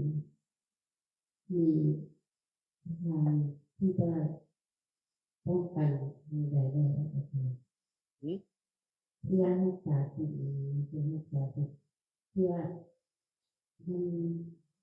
เป็นรักษาศีลได้แล้วมันป้องกันไปได้แน่ที่ว่า ป้องกันหยัง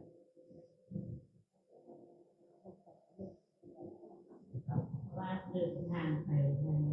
ที่รักษาสิ่งดีๆเรียนรู้กันเรียนหาสิ่งได้ดี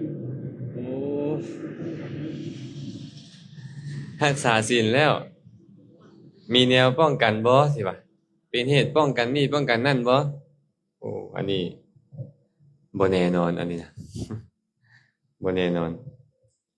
แต่ที่แน่นอนก็คือคนมีศีลมีโอกาสเข้าถึงสุคติโลกสวรรค์เนาะมีโอกาสเข้าถึงสุคติโลกสวรรค์และคนมีศีลเนี่ยเทวดาฮักคันเทวดาฮักเขาก็ช่วยป้องกันนั่นแหละในส่วนที่เขาเฮ็ดได้แม่นบ่เขาก็ช่วยป้องกันสิเว้าเรื่องนึงสู่ฟังในพุทธกนิกายชาดกมีพระออกผู้หนึ่งสิไปค้าขายสมัยก่อนมันบ่มีเด้เรือกำปั้นคือพวกเฮาเนาะมันก็ต้องมีสำเภาเอาไม้ตีเอาแม่นบ่ล่ะก็เดินทางเนี่ยพอกำลังสิเดินทางก็มีช่างตัดผมคนหนึ่งขอไปทำมาค้าขายนำอยากไปเรียนวิธีทำมาค้าขายอยากไปฮู้เมียของเราก็เลยมาฝากไอ้พอออกผู้นี้นะข้อยฝากเจ้าเด้อชีวิตของผัวข้อยนี่ข้อยขอฝากให้เจ้าดูแลให้เด้เป็นตายให้ดีนั่นก็มอบให้เจ้าดูแลเด้อเมียมามอบให้อุบาสกคนนี้บัดถึงพระพุทธพระธรรมพระสงฆ์เป็นที่พึ่งเด้เราให้นิมนต์ครูบาอาจารย์มาเฮือนแล้วก็ถวายทานก่อนเรานี่น่ะก่อนสิเดินทางน่ะน่ะใบเบิกทางดีบ่นี่เนาะสิเฮ็ดสังสิไปใต้มาเหนือให้ทานก่อนสมาทานศีล5พอให้ทานสมาทานศีลฟังธรรมตามสมควรแล้วออกเดินทางไปเมื่อสำเภามันแตกบัดเนี่ยฟ้าลมมันพัดเห็นบ่ขึ้นทะเลอันอยู่แคมฟังสำหันได้ไม่ออกเอ้ยอันอยู่กลางทะเลมันขึ้นใหญ่กว่าอันศาลาหลังนี้อีกขึ้นทะเลนะบ่ธรรมดาเด้มันซัดเข้าใส่เรือแต่ละบาทนี่โอ้ยมันสิไปเบิ่งออกว่าเนาะเรือสำเภาแตก2คนนี่ก็ โดดไปจับในแผ่นกระดานนำกัน คนอื่นก็ไปตามยถากรรมแต่สองคนนี่ไปเกาะได้แผ่นไม่แป้นเหือนะมันก็ซัดบ่ขึ้นมันก็ซัดไปซัดมาซัดไปคัดมาทะเลนี่เป็นไปได้ไหมโนล่ะจะบ่มีอีหยังที่จะสามารถลอยอยู่กลางหันได้ดนมันต้องถูกซัดเข้าฝั่งหมดมันก็พัดสองคนนี่เข้าไปสู่เกาะแห่งหนึ่งเกาะท่ามกลางทะเลพอไปฮอดเกาะแล้วมันหิวเนาะหิวอะแต่ว่าอุบาสกคนนี้เราเป็นผู้มีศีลนะเราบ่ฆ่าสัตว์สร้างตัดผมมันอดบ่ได้หิวอะมันไปฆ่าพวกนกมาแล้วมากินไปจับพวกนกนกมันก็บ่มีมันไปบินไปมันก็มาลงหันเนาะมันมีเกาะน้อยๆนึงอ่ะมันก็ฆ่ากินเอาแล้วบ่เนี่ยอยู่เกาะนั้นมันมีพญานาคก็สิ่งศักดิ์สิทธิ์อยู่ใต้พื้นบาดาลนั่นแหละอยู่ใกล้เกาะนั้นมีเทวดาตัวหนึ่งเห็นอุบาสกคนนี้แล้วอยากซอยเห็นอุบาสกผู้มีศีลเนี่ยอยากซอยก็เลยแปลงกายเป็นนายเหือให้พญานาคแปลงกายเป็นเหือลำใหญ่เลยก็ชี้กายมาอยู่ท่ามกลางมหาสมุทรอยู่เกาะกลางน้ำมีเหือผ่านมาแปลกหลายน่าอัศจรรย์นะแล้วก็ใส่ซอยแด้เนาะตามภาษาคนอยากรอดตายอะไรเนาะเป็นบ่ล่ะเทวดาก็เฮ็ดให้เหือเข้าไปใกล้ๆฟังผู้ใดสิไปชมพูทวีปบ่ผู้ใดสิไปชมพูทวีปบ่ไปใส่กระไปแล้วตอนนี้มันย่านตายแล้วนี่มันสิตายแล้วหลายมื้อแล้วนี่บ่ยอมกินแม่ล่ะบ่ยอมกินปิ้งนกนะมันอุบาสกอันคนที่สร้างเป็นสร้างตัดผมพอไปฮอดปุ๊บเราก็ไปดึงเอาอันอุบาสกคนนี้ขึ้นเหือพออุบาสกนี่ขึ้นเหือแล้วเอาหมู่ข่อยได้ไหมบ่ได้ข่อยรับแต่คนที่มีศีลเด้แปลว่าคนบ่มีศีลข่อยบ่รับบ่แม่นข่อยบ่รับคนบ่มีศีลแล้วอุบาสกคนนี้ก็เริ่มแปลกใจเลยแม่นหยังคือรับแต่ผู้มีศีล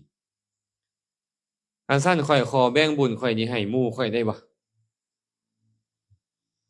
อันข่อยแบ่งบุญให้เจ้าเด้อเพิ่นก็เอาสาธุข่อยขอบุญขอศีลขอหยังเจ้าบ่เด้อสินะเป็นก้นซื่อๆเนาะแม่นล่ะเนาะคันแบบนั้นแล้วข่อยให้ไปนำอธิษฐานบึดเดียวจากเกาะกลางมหาสมุทรไปฮอดชมพูทวีปเลยพระพุทธเจ้าก็เลยนำเรื่องราวเหล่านี้มาเว้าสู่ฟังว่าเห็นบ่เนี่ยพญานาคก็ยังแปลงกายมานำอุบาสกผู้มีศรัทธาให้กลับมาสู่ชมพูทวีปได้เพิ่นว่าเพิ่นก็เลยแสดงคาถาไปในคุตตกนิกายชาดกนะเรื่องนี้ก็เป็นเครื่องซื่อให้ฮู้ว่าคือผู้เฒ่าเพิ่นมักเว้าเนาะตกน้ำบ่ไหลตกไฟบ่ไหม้บ่ได้หมายความว่าจะบ่มีอันตรายเด้แม่นล่ะแต่ว่าเทวดาเขารักเขาก็ช่วยเหลือเอาคันเทวดาเขาสั่งนี่ล่ะเขายำตืม เขายำตืมเนาะมีถ้าว่ารักษาศีลแล้วมันเป็นเกราะป้องกันอีหยังทุกอย่างไปเบิดบ่แม่นแต่ว่าป้องกันกิเลสอันจะไปฆ่าไปลักไป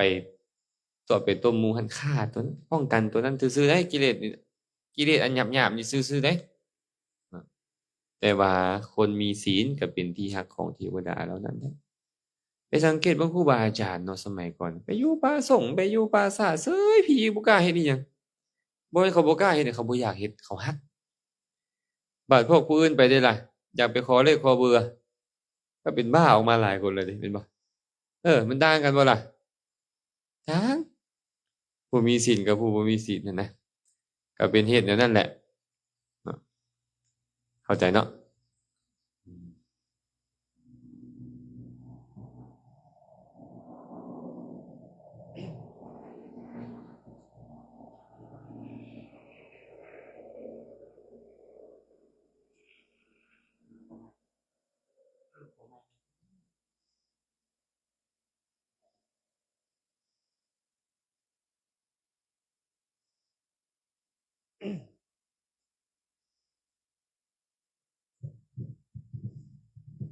ขอ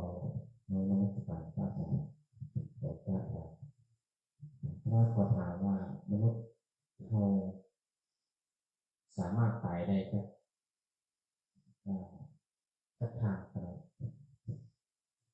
นี่ตอนนี้มาครับนี่ตายเนี่ยกรรมตายเนี่ยยศอายุตายเนี่ยกรรมแล้วก็ท่อนประมาณเกี่ยวกับการอธิบายชัดเจนเพราะว่าบางคนกับช่วงหลังๆมายิงข้าวเนาะยกตัวไปอันนั้นคือตายแบบไหนที่เกิดตายนี่ตายเรื่อยๆก็ได้คนเราเป็นเราคือมีเกิดตายเรื่อยๆมีบางคนกันเนี่ยเกิดตาย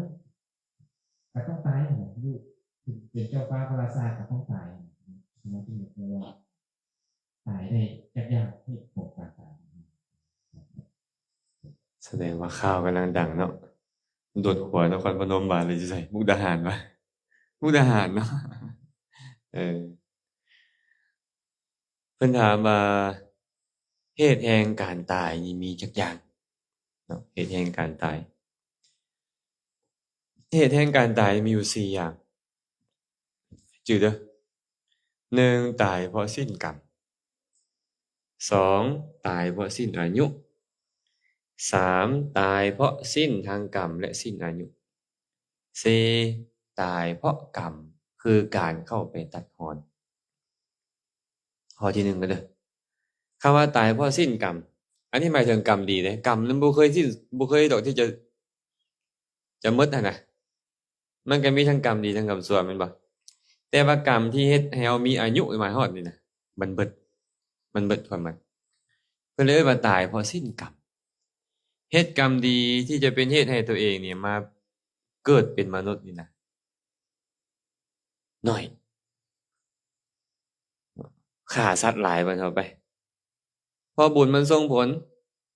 ก็มาเกิดเป็นมนุษย์นี่พอกรรมตัวนั้นหมดตาย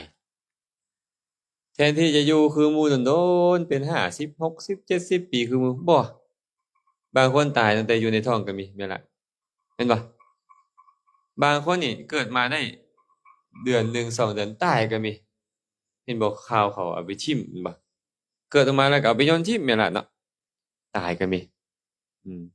บางคนก็อายุ20ปี30ปีตายก็มี40 50ตายก็มีอยู่บ่ฮอดตามกำหนดเกณฑ์อายุของคนแบบนี้เอิ้นว่าตายเพราะสิ้นกรรม2ตายเพราะสิ้นอายุบัดนี้เฮ็ดบุญมาหลายอยู่เพิ่นนี่นะเฮ็ดบุญให้อายุยืนนี่หลายแต่ว่าอายุเกณฑ์ของคนในยุคนี้มัน75ปีบ่หรือว่า100ปีนี่นะพอฮอดช่วงอายุ75ปี76ปีนี่หรือว่าช่วงอายุคน100ปีก็ช่วงอายุประมาณ100ปีนั้นก็ตายยังมีบุญอยู่ยังมีบุญกรรมอยู่แต่ว่าอายุเกณฑ์ของคนสมัยนั้นอยู่ได้ส่ำนั้นก็เลยตายแล้วก็มาเกิดเป็นมนุษย์อีกหรือไปเกิดในสวรรค์พุ่นนี่ต่างจากคนทีแรกได้ตายแล้วเข้าถึงอบายพุ่นเพราะกุศลที่จะส่งให้มาเป็นมนุษย์มาสู่สุคตินี่มันหมดต่างกันละ2คนนี้เนาะอีกคนหนึ่งบัดเนี่ยตายเพราะสิ้นทางกรรมทั้งสิ้นอายุพร้อมสมมุติอายุเกณฑ์คนสมัยพุทธกาล100ปีเนาะบุญที่ตัวเองเฮ็ดกับพอให้มาอยู่ฮอด100ปีพอดีฮอด100ปีปึ๊บบุญก็หมดอายุก็หมดก็ตายแล้วก็ไปบนต่ำกว่าเก่ากลุ่มเนี่ยตายแล้วไปบนต่ำกว่าเก่าเข้าถึงอบายนั่นเองเนาะส่วนสุดท้ายบัดนี้ตายเพราะกรรมคือการเข้าไปตัดรอนคือพวกใส่คำเว้าเมื่อกี้นี่แหละแม่นอยู่เจ้าเฮ็ดบุญมาดีอายุก็ยังบ่ฮอดดอก100ปีหั้นน่ะมันยังบ่คันหมดจับปืนมาแหน่ใส่ขมับแล้วกดเอาเนี่ยรอดบ่ล่ะมันก็ตายเนาะแม่นบ่เอาเสือกมาผูกคอเนี่ยแล้วโดดลงมามันสิรอดบ่เดี๋ยวนี้มันก็ตายอันนี้คือการฆ่าตัวเองตายหรือการพยายามฆ่าของคนอื่นบางเทื่อก็คนอื่นพยายามฆ่าเฮาตายก็มีบางเทื่อก็เฮาเฮ็ดเองอย่างเช่นมียักษ์ตนหนึ่งเนาะเราชื่อว่านันทะเราไปเห็นพระสารีบุตรออกจากนิโรธสมาบัติมาใหม่ๆออกจากสมาบัติเพิ่นเอิ้นว่าสมาบัติออกจากสมาบัติใหม่ๆนี่แหละนั่งอยู่กลางแจ้ง ไปกับสองสหายเราก็บอกนั่นสมณะเราบอกว่าจังได๋เราอันนั้นสมณะเทียมเหรอวะบ่เป็นสมณะแท้อย่าไปเว้าเด้เพิ่นเป็นสมณะมีศีลนี่บ่ข่อยบ่เชื่อข่อยสิลองเบิ่งก่อนนะจะเฮ็ดปานใดเราก็บ่ฟังจับค้อนตะบองเราไปฟาดค้อนตะบองเรานี่น่ะตีสร้างยังจมดินไปความแหงอะนะเราไปฟาดภาษาลีบุตรหมดแหงเลยตึ้มเลยแผ่นดินยะออกกระบาดเนี่ยบ่แม่นแผ่นดินที่เราตียะได้แผ่นดินมันบ่สามารถรองรับโทษของเราได้นะเราเฮ็ดกับพระอรหันต์เอตทัคคะเป็นอัครสาวกพร้อมแผ่นดินสูบลงทันทีเลยไฟนรกไหม้ตายไปเกิดในนรกอเวจีทั้งที่ยักษ์นี่นะเกิดในสันเป็นเทวดาสั้นจาตุมอายุ9 ล้านปีไปได้หรือยาวนานก็หันอีกการเป็นภูมิเทวดาพวกนี้แต่ว่าย้อนการเข้าไปเฮ็ดเป็นนั้นกรรมเฮ็ดส่วนมันแหงมันก็เลยมาตัดหอนกุศลเจ้าเฮ็ดให้เจ้าตายแล้วบ่พอตกนรกอบายแบบนี้มาตายเพราะกรรมคือการเข้าไปตัดหอนหรือว่าพระโกกาลิกะเป็นบ่ไปกล่าวตูภาษาลีบุตรกับพระโมคคัลลานะอันนี้ก็ได้ภาษาลีบุตรบ่ดีแบบนี้พระโมคคัลลานะบ่ดีแบบนั้นผู้ใดไปเตือนก็บ่เซาผู้ใดไปเตือนก็บ่เซาสุดท้ายเป็นโรคป่วยแล้วก็ตายซ้ำตายก่อนใบอันควรนี่ว่ากรรมเข้าไปตัดทอนบางเทื่อก็ตัวเองพยายามเนาะพยายามทำให้ตัวเองบางเทื่อก็ผู้อื่นพยายามทำให้บางเทื่อก็กรรมหนักหั่นน่ะมันมาตัดทอนเฮาแบบนี้ก็มีพอไม่ออกเคยได้ยินเรื่องของพระเจ้าสุปพุทธะเนาะพ่อเฒ่าของพระพุทธเจ้าหั่นน่ะเอาน้ำไปราดทางบ่ให้พระพุทธเจ้าไปกิจนิมนต์ไปบิณฑบาตแม่นบ่พระพุทธเจ้าพยากรณ์ไว้อีก7 มื้อพระเจ้าสุปพุทธะจะถึกแผ่นดินสูบอยู่หน้าปราสาทเรานี่แหละ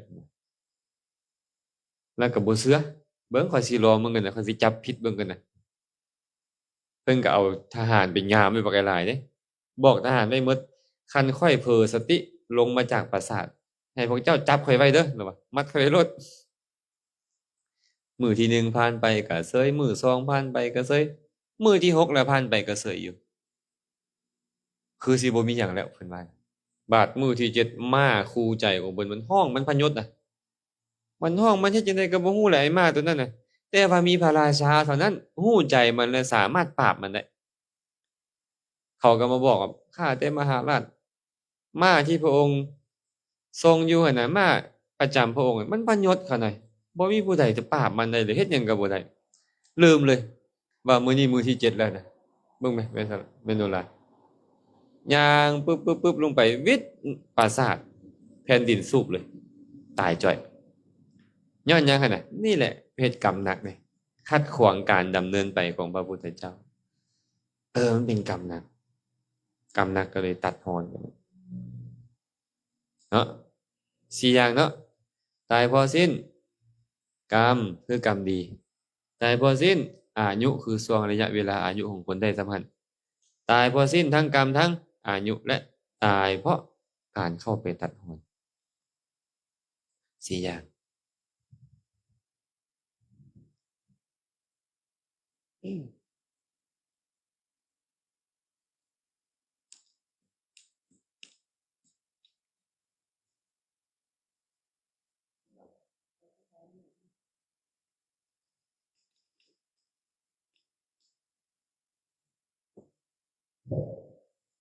โดยขอที่เรื่องสถาพรมี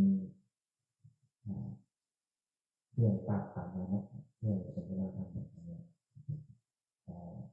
เป็นปากถามมาเนาะว่าเขามีญาติที่เสียชีวิตไปแล้ว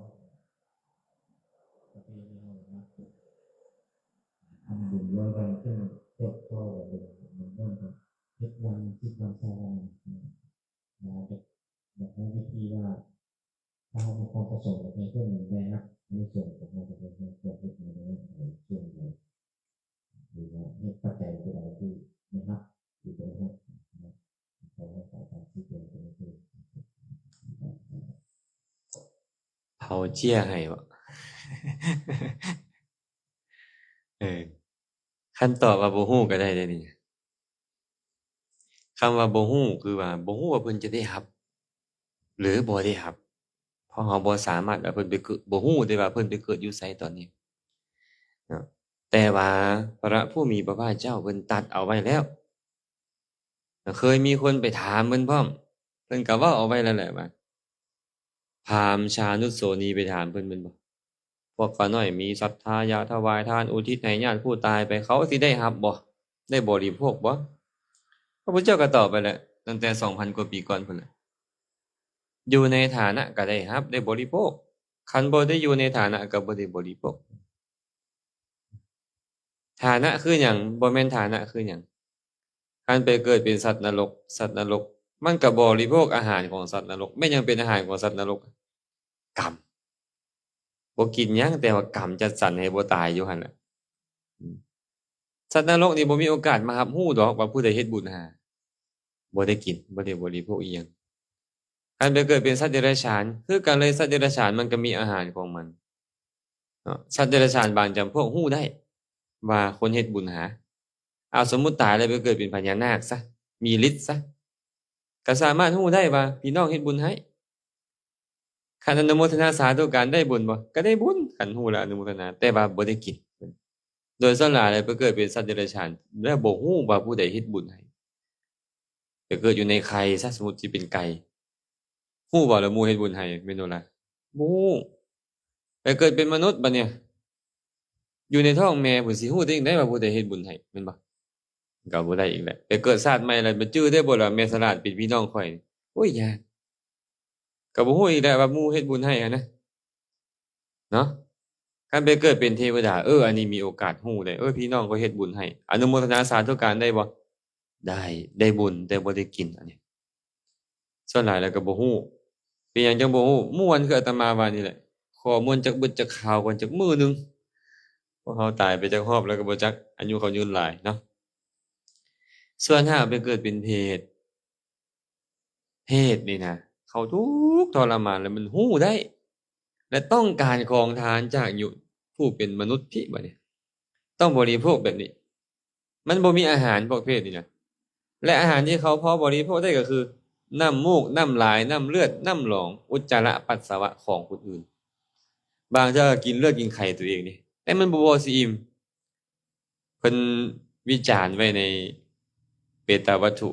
เป็ดบางตัวนี่เกิดลูกมันแล้วก็กินลูกตัวเองแล้วเกิดมันแล้วกินแล้วก็เกิดอีกเกิดแล้วก็กินเบิ่งแม่วิบากกรรมมันน่ะมึงเคยไปปล่อยไปด่าไปเว้าให้หมู่ให้ลูกมึงตายเด้อแนวนี้แนวนั้นนั่นแหละแล้วแต่แหละอันนั้นน่ะเวลามันจัดสรรไปมันก็เป็นแบบนี้ทรมานบ่แม่นล่ะแม่นตุลาว่าแล้วบ่เคยอิ่มหิวอยู่แบบนี้เพิ่นเลยบอกว่าหากพี่น้องไปเกิดเป็นเพศในเปตโลกบ่มีการทำมาค้าขายง่ายมือปลูกฝังเลี้ยงสัตว์บ่มีแลกเปลี่ยนด้วยเงินทองบ่มีต้องรอท่าบุญจากผู้เป็นมนุษย์เฮ็ดและอุทิศให้หากว่าเจ้าเฮ็ดบุญให้เขานี่เขาฮู้อยู่พวกเนี้ยเขาฮู้เพราะว่าเขารออยู่รอท่าอยู่พวกนี้จึงจะมาอนุโมทนานะเมื่ออนุโมทนาบุญมันก็เป็นปัจจัยให้วัตถุเข้าของเข้าน้ำซ้ำปลาเกิดขึ้นแก่เขาได้แต่บ่แม่นว่าถวายปลาแดกแจ่วปลาแดกแก่พระพี่น้องเขาจะได้กินแจ่วปลาแดกบ่แม่นจังซั่นของอันเป็นที่เกิดขึ้นอันนี้มีคำถามที่ปรากฏมาตั้งแต่สมัยพุทธกาลแล้วและตอบไปแล้ว แต่หากถามว่าเฮาจะฮู้ได้จังไดว่าเขาสิได้รับหรือบ่ได้รับเฮานี่ซ้ำเฮานี่มันบ่สามารถฮู้ได้ เพราะต้องเป็นคนที่มีอภิญญาที่เฮามักเอิ้นว่ามีหูทิพย์มีทิพจักขุมีตาทิพย์ขออภัยมีทิพจักขุคือตาทิพย์โสมีโสตหูทิพย์น่ะเนาะทิพโสตะเพราะนั้นเขาจังสามารถฮู้ได้แต่สำหรับเฮานี่ฮู้บ่ได้สมมุติว่าพี่น้องเฮานี่นะตายไปแล้วไปเกิดเป็นสัตว์นรกเจ้าเฮ็ดบุญให้10ปีเขาก็บ่ได้สมมุติผ่าน10ปีแล้วเจ้าคิดว่าได้แล้วแหละคือสิได้หลายค่อยให้หลายแล้วข้าพจุติซะจากนรกมาเกิดเป็นเพศซะบัดนี้เป็นจังได๋บัดเนี่ยเจ้าเซาเฮ็ดแล้วเขาดันมาเกิดเป็นเพศตอนเจ้าเซาเฮ็ดบัดเนี่ยมันก็จะทุกข์ทรมานอยู่หั่นน่ะการสั้นหน้าที่ของพวกเราบ่ต้องไปรอ5วัน1,000มื้อ100วัน1,000มื้อดอกตายตอนใดเฮ็ดบุญอุทิศให้ตอนนั้นเฮ็ดแล้วเฮ็ดอีกอยู่หั่นแหละ ถวายทานตักบาตรญาติน้ำก็อุทิศเฮ็ดอีหยังตอนใดก็อุทิศคือมามื้อนี้ล่ะรักษาศีลได้ถวายน้ำถวายได้ก็อุทิศอยู่นี่น่ะเฮ็ดอยู่นี่น่ะถึงเขาบ่ได้รับแต่บุญเกิดในไผบุญเกิดในใจเจ้ามีของเจ้าอยู่แล้วเนาะอันซั่นเด้อที่เขาเว้าอุบายไว้หั่นน่ะเฮ็ดบุญต้องเฮ็ดบุญ100วันเด้ต้องเฮ็ดบุญ1,000มื้อก็3ปีนั่นเนาะเฮ็ดบุญ1,000มื้อเด้ก็เพื่อรอให้เจ้าได้เฮ็ดบุญเรื่อยๆซื่อๆดอกความจริงว่า100มื้อจังเฮ็ดได้บ่อาจารย์1,000มื้อจังเฮ็ดได้บ่เฮ็ดได้ตั้งแต่มื้อแรกที่เขาตายพุ่นน่ะตายตอนใดก็เฮ็ดให้โลดสมมุติว่าเขาตายปึ๊บไปเกิดเป็นเพศแล้วหิวอยู่หั่นไฟไหม้อยู่หั่นน่ะเพศบางตนไฟไหม้อยู่ตลอดหิวนำบ่พอเด้อดทนได้บ่ที่ญาติพี่น้องเจ้าเป็นไปนะคนเจ้าฮักเจ้าแพงเป็นไปนะอดทนบ่ได้ดอกเนาะก็อยากให้เขาพ้นทุกข์ไวๆจังซั่นเฮ็ดโลดก็บอกเพิ่นแบบนี้แหละว่าเฮ็ดโลดฮู้บ่ได้ดอกแต่เฮ็ดโลดและการเฮ็ดไปบ่เคยเสียหายเพราะพราหมณ์คนนั้นก็ถามพระพุทธเจ้าอยู่ว่าคันพี่น้องพวกเขาน้อยบ่เกิดเป็นเพศไผสิรับพระพุทธเจ้าบอกว่าบ่แม่นโอกาสบ่แม่นฐานะจะมีได้เด้อที่จะว่างเว้นจากความเป็นญาตินั่นบ่แม่นญาติชาตินี้ก็ญาติชาติก่อนบ่แม่นญาติชาติก่อนก็ญาติชาติก่อนๆก็เปลี่ยนกันผัดกันไปเป็นเพศอยู่หั่นแหละเพิ่นว่าแต่ถึงแม่นว่าญาติเจ้าบ่เป็นเพศก็อย่าแต่เจ้าบ่ให้ผลเจ้ามันบ่ให้ผลดอกทานที่เจ้าเฮ็ดมันเป็นของเจ้าแน่นอนเหมือนกับเอาเงินไปให้ผู้อื่นผู้อื่นบ่เอาแล้วเงินหายไปเลยบ่เงินก็เป็นของเจ้าคือเก่านั่นแหละแม่นบ่สมมุติว่าแม่แต่งซื้อหวยรัฐบาลเอาไว้ถูกรางวัลที่1 30ใบถูกไว้30ใบ180ล้านบาท180ล้านบาทแม่แต่งแล้วเอาอันนี้ไปให้ลูกเอ้าลูกแม่ถูกเลข180ล้านคันเขาบ่เอาเป็นของไผหายเลยบ่ก็ของเฮานี่แล้วการเฮ็ดบุญทุกอย่างของเฮาเบิดแต่ว่าเฮาเฮ็ดแล้วเป็นพิเศษคือเฮาสามารถแบ่งให้เขาก็ได้ไอ้คำว่าแบ่งให้บ่แม่นว่าไปมอบให้เขาเลยคือเอาเงินให้ซื่อๆนี่มันบ่แม่นเขาต้องรับรู้และเขาอนุโมทนาเขาก็ได้ส่วนบุญจากเฮาไปแต่ถามว่าหมดบ่ส่วนบุญของเฮานี่บ่มีแต่เพิ่มกับเพิ่มเจ้าแบ่งให้หลายเท่าใดเพิ่มตัวหั้นบุญเจ้าหั้นนะเนาะฟังว่าจะเข้าใจเนาะ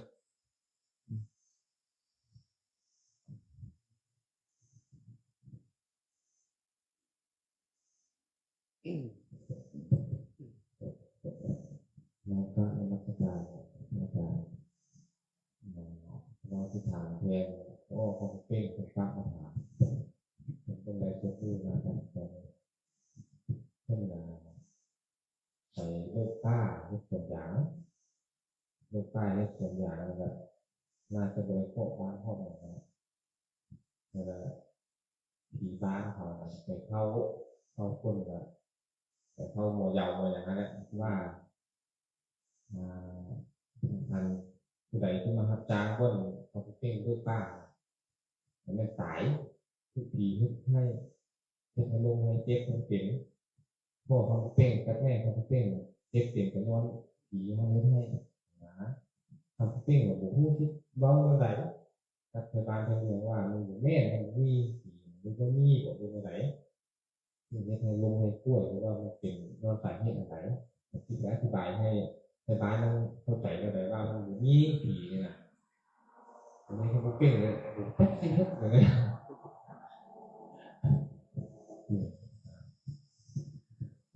ผีบ้านหรือผีป่านี่นะ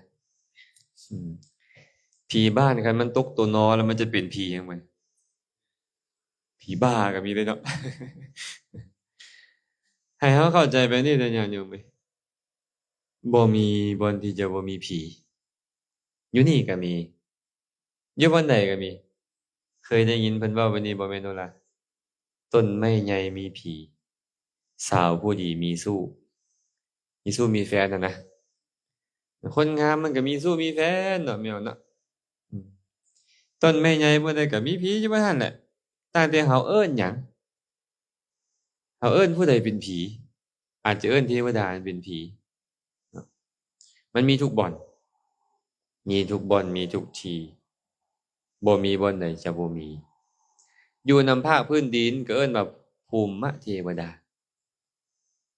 อยู่ในต้นไม้ก็เอิ้นว่ารุกขเทวดาอยู่กลางอากาศก็เอิ้นว่าอากาสเทวดาก็พวกเทวดานั่นแหละแต่ว่าเทวดาก็คือคนนี่เด้ผู้ใจดีก็มีผู้ใจบ่ดีก็มีผู้เป็นสัมมาทิฏฐิก็มีเป็นมิจฉาทิฏฐิก็มี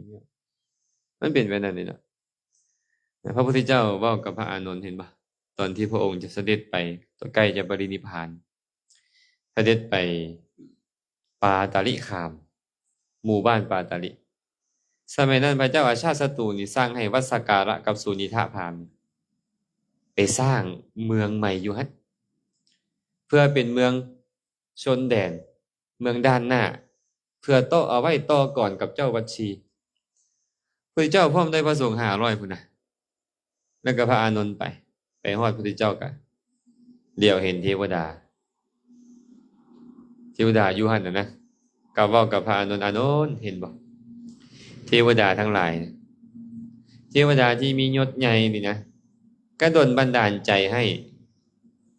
เจ้าที่มียศใหญ่ไปเฮ็ดบ่อนอยู่บนฮั่นอยู่บนของเขาอยู่เทวดาที่มียศปานกลางก็ดลบันดาลใจให้เจ้าที่มียศปานกลางไปสร้างบ้านแปลงเรือนอยู่บนเขาอยู่เทวดาที่มียศต่ำก็ดลบันดาลใจเจ้าที่มียศต่ำให้ไปสร้างบ้านแปลงเรือนอยู่บนที่เขาอยู่พระพุทธเจ้าเว้าไว้เรียบร้อยเลยมันบ่มีวันที่บ่มีผีนะมีหมดแต่เฮาเอิ้นเทวดาว่าผีซื่อๆเพราะเฮาย้านเขาปีศาจภาษาบาลีแปลว่าผีปีศาจภาษาลาวเอิ้นไปเอิ้นมาล่ะเพี้ยนจากปีศาจได้เป็นผีศาจเอิ้นไปเอิ้นมาผีทิ่มซาๆนั่นน่ะคือเฮาเอิ้นแม่สลาดนี่แหละที่จริงเราซื้อสลาดเด้เฮาเอิ้นแต่แม่ลาดจบละเอิ้นชื่อเรายังบ่เต็มจำเป็นบ่นี่แหละคนลาวเป็นแบบนี้สุดท้ายก็เหลือแต่คำว่าผีปีศาจแปลว่าหยังสิ่งที่น่าย้านกลัวเฮาย้านอันใดเฮาละว่าอันนั้นผีย้านอันใดละว่าผีแม่นบ่พญานาคก็เอิ้นว่าผีเงือกย้านมันน่ะเคยเอิ้นบ่เนี่ยก็แนวนั้นแหละญาติโยมเอ้ยเนาะบ่แม่นแต่บ่มีออกเด้เทวดามันสิฆ่าฮอดพระพุ่นน่ะอาตมาเคยเล่าเรื่องให้ญาติโยมฟังเรื่อยๆเรื่องนี้นะมีพระกลุ่มหนึ่งอยากจะเฮ็ดกุฏิอยากจะสร้างกุฏิวิหารก็พากันไปตัดต้นไม้กำลังตัดต้นไม้อยู่เทวดามันหวงต้นไม้นี่นะคันต้นไม้หักมีมารมันก็พังพินาศเฮ็ดจังได๋ดีบัดเนี่ยก็ไปขอคิดว่าพระนี่ก็คือสิใจดีติบ่ขอทอนเจ้าพระคุณเจ้าต้องการเฮ็ดที่อยู่ของตัวเองก็จะทำลายที่อยู่ข้าน้อยเลยแล้วก็ไปเว้าดีๆเด้พระก็เฮ็ดคือหูบ่ได้ยินตัดเสยพระก็ได้มึนขนาดได้พระสมัยก่อนนี่ไม่ออกเด้อันพระสมัยนี้บ่เท่าสมัยก่อนแต่ว่าสมัยนั้นเขาเคารพต่อพระพุทธเจ้าพอพระพุทธเจ้าห้ามเขาก็เซาแต่ซุมื้อนี้โอ้ยให้พระพุทธเจ้าห้ามให้เฮ็ดคักเนาะอันนี้คือกันมึนพระนี่ก็ได้เทวดาไปขอแล้วก็บ่สนเทวดาตัวนั้นก็คิดว่าพระนี่มีจิตใจเมตตากรุณาคันเฮาเอาลูกน้อยเฮามาวางไว้นี่เทวดาคิดนะคันเฮาเอาลูกน้อยเฮามาวางไว้นี่พระคือสิบ่กล้าตัดเพิ่นก็ไปอุ้มลูกน้อยเพิ่นอยู่วิมานมาวางไว้บ่นั่นเขาสิตัดห้วยมันยกขวานขึ้นมาสิเซาได้ว่าบัดนี้ก็ฟาดลงแล้วบ่เนาะฝึกแขนมันแขนขาดบ่จักอันเทวดาน้อยก็ได้เนาะเราเหลือใจบ่เนี่ยเทวดาตัวนั้นน่ะสิฆ่าพระองค์นี้ทิ่มกว่านั้นแล้ววะสิฆ่าแล้วเด้คิดได้โอ้คันเฮาฆ่าพระภิกขุเหล่านี้ผู้มีศีลนะแค่เราไปตัดต้นไม้บ่แม่นผิดศีลในตอนนั้นบ่คันมีการห้ามเด้มันจะเป็นไปเพื่อโทษเพื่อทุกข์แก่เฮาสิ้นกาลนานเด้นี่ประสบบาปมหันต์เด้นี่อย่าทอดอดเอาแล้วว่าเขาต้องมีธรรมของเขาเด้ธรรมของเทวดาที่อยู่ตามต้นไม้น่ะแม่นบ่ล่ะชนทั้งหลายจงมาเอาใบก็ตามมากก็ตามกิ่งก็ตามหากเหง้าเป็นต้นก็ตามจงเอาไปเถิดเทวดาจะต้องบ่โกรธแต่มันอดได้บ่ล่ะคันหวงแหนน่ะอดบ่ได้เขาก็เล่นงานเฮาคือกันแต่ว่าเขาต้องถูกลงโทษพวกเทวดาก็จะไปประณามเขาต่อที่ประชุมแล้วก็จะลงโทษบ่เฮ็ดตามธรรมเนียมของลูกค้าเทวดาแล้วเทวดานี่คิดได้ฟ้าวเข้าไปหาพระพุทธเจ้าไปเล่าเรื่องราวให้พระพุทธเจ้าฟังหมดเลย ว่าพระภิกษุไปตัดต้นไม้มีขั้นตอนแบบนี้ได้แบบนั้นว่าซั่นเขาหน่อยโอ้แท้อดว่าจังบ่ฆ่าเพิ่นเกือบฆ่าแล้วพระพุทธเจ้าก็บอกว่าดีแล้วเทวดาเอ้ยที่เจ้าบ่ฆ่าพระนะคันเจ้าฆ่าพระมันจะเป็นไปเพื่อโทษเพื่อทุกข์แก่เจ้าสิ้นกาลนานเลยได้นี่พู้นต้นไม้ต้นนั้นยังบ่มีผู้สิงสถิตอยู่ให้เจ้าไปอยู่ต้นไม้นั้นเทวดาตัวนั้นจะค่อยไปสิงอยู่ต้นไม้นั้นอีกเนี่ยเรื่องนี้นี่นะเป็นปัจจัยให้พระพุทธเจ้าห้ามพระตัดต้นไม้เด้ห้ามพระตัดใบหญ้าเพราะเทวดาอยู่สุ่มหญ้าคากันยังมีเทวดามันเลยอยู่ในต้นไม้ทุกต้นได้ไหมอ่ะทุกประเภทเราบ่สามารถกำหนดได้ตั้งแต่ว่ามันเป็นสัมมาทิฏฐิหรือเป็นมิจฉาทิฏฐิมันใจร้ายหรือใจดี มันอยู่ตัวหันซื่อๆถามว่าเป็นไปได้บ่ล่ะไปทางป่าอยู่บ่นี่ไปเฮ็ดอยู่บ่นั่นน่ะนะมันเป็นเหตุให้เทวดาอยากให้แล้วทำให้คนเป็นไปได้ แต่บ่แม่นทั้งหมดบ่แม่นทั้งหมดไดอาตมาเคยไปอยู่บ้านหนึ่งไปอยู่วัดหนึ่ง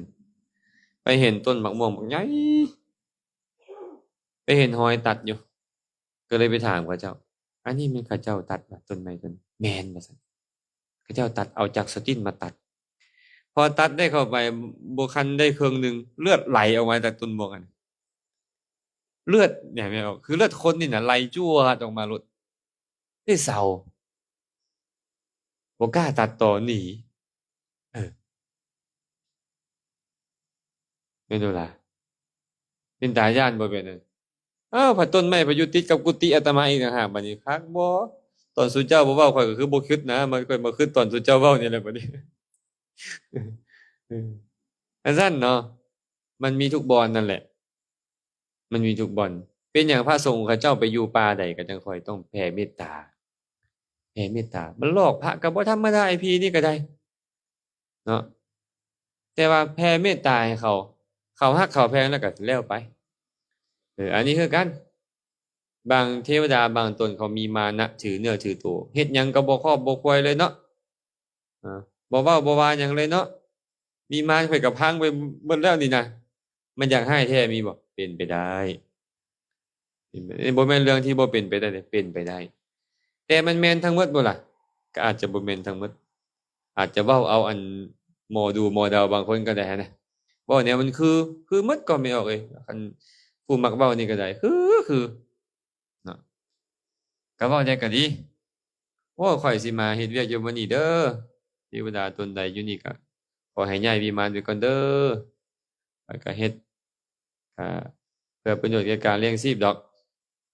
บางเทื่อเขาก็ยังอันนั้นอยู่เด้บุญใดที่ข้อยเฮ็ดมาแล้วแบ่งให้พวกเจ้าเด้ออาจสิยังไปและการไปสิงคนเฮ็ดให้คนป่วยนี่บ่แม่นหาก็มีมันมีมาแต่สมัยพุทธกาลไปสิงพระพุ่นน่ะแม่นล่ะเด้ไปสิงพระเฮ็ดให้พระป่วยก็มีสมัยก่อนพระพุทธเจ้าจนอนุญาตเด้อนุญาตให้พระถูกผีสิงนี่กินเลือดได้บ่ละบ่เซาป่วยอะนะไปสิงพระภิกขุผู้ถูกผีสิงเลยสามารถกินเลือดสดได้บ่เป็นอาบัติคันธรรมดานี่เป็นอาบัติได้แต่ว่าเฉพาะองค์ที่ถูกผีสิงเพิ่นเอิ้นอมนุษย์เฮาเลยเอิ้นผีมนุษย์ก็คือผู้คล้ายมนุษย์แต่บ่แม่นมนุษย์เป็นพวกเทวดาพวกยักษ์พวกอสูรพวกเพทพวกพญานาคที่มันแปลงกายเป็นมนุษย์ได้เป็นต้นนี่พวกนี้มันสามารถที่จะสิงเขาได้เข้าใจเนาะกะซั่นก็บอกเพิ่นแผ่เมตตาให้คันว่ามันมีแท้มันเฮ็ดให้แท้น่ะมันก็สิเซาสิไคอะนะคือเฮาโกรธหมู่นี่แหละคันหมู่บ่มายอมบ่มาเว้าเฮาเลยเฮาก็อยากขึ้นมึงๆคือกันแม่นบ่แต่ก็บ่ได้หมายความว่ามันจะเป็นแบบนั้นแท้มันก็มี2กรณีเฮาเว้าแต่ว่าความเป็นไปได้นี่มันเป็นไปได้เพราะมีทุกบ่อนอาตมาเคยเว้าสู่ฟังแม่นบ่ตอนอาตมาไปอยู่วัดปานาคามนั่งประมาณ 12 โมงกลางคืนก็เฮ็ดหนังสือสอนน่ะเนาะมื้อนึงย่างลิบๆๆๆๆมาเข้าข้างต้นไม้หั่นแม่ล่ะเข้าแล้วหายไปเลยอ้าวมันเป็นหยังวะเนี่ยเป็นจั่วมาทายเบาบ่ขึ้นว่าจั่วมาทายเบาโดนเข้าเป็น30นาทีแล้วก็บ่ออกมาบัดนี้จับไฟฉายได้ก็ย่างออกไปส่องเบิ่งเพราะ กุฏิอาจารย์มันเป็นกุฏิซอมซอนะเอาอัน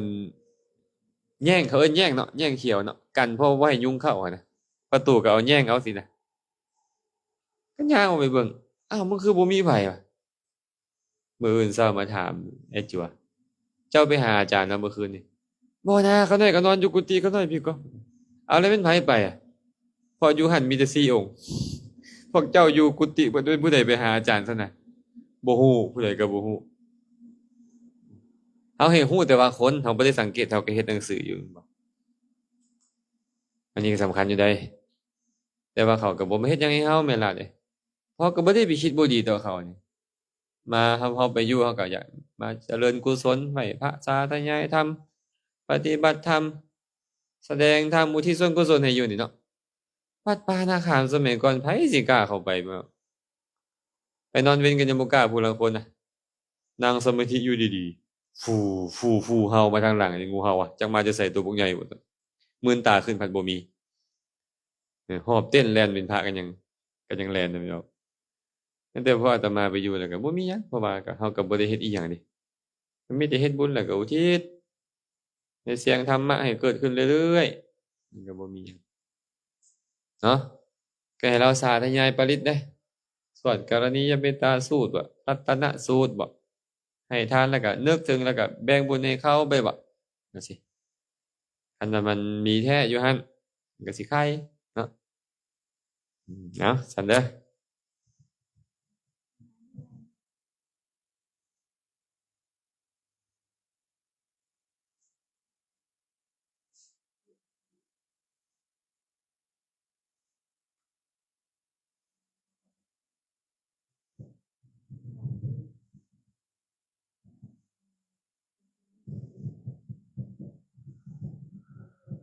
แต่คือโอ้ก็ปฏิบัติการพระอาจารย์น้อยถามมา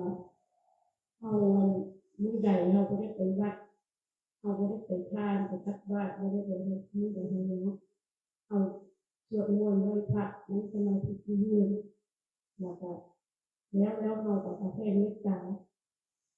ได้บ่เป็นเมตตาเพราะฉะนั้นคนนี้คนนี้ญาติพี่น้องเขาเสียไปอันแบบเราไม่มีของที่เราพลาดมีแต่สวดมนต์ไหว้พระสมาธิที่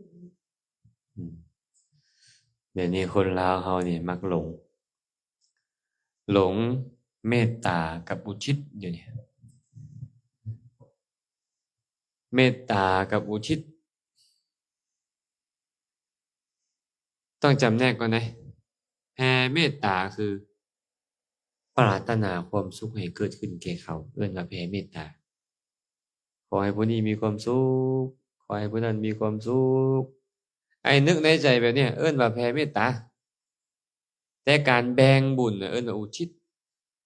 ส่วนกุศลต้องแยกให้ขาดเด้ต้องแยกให้ขาดเนาะแผ่เมตตาเขาบ่ได้คันอุทิศส่วนกุศลเขามีโอกาสได้เนาะ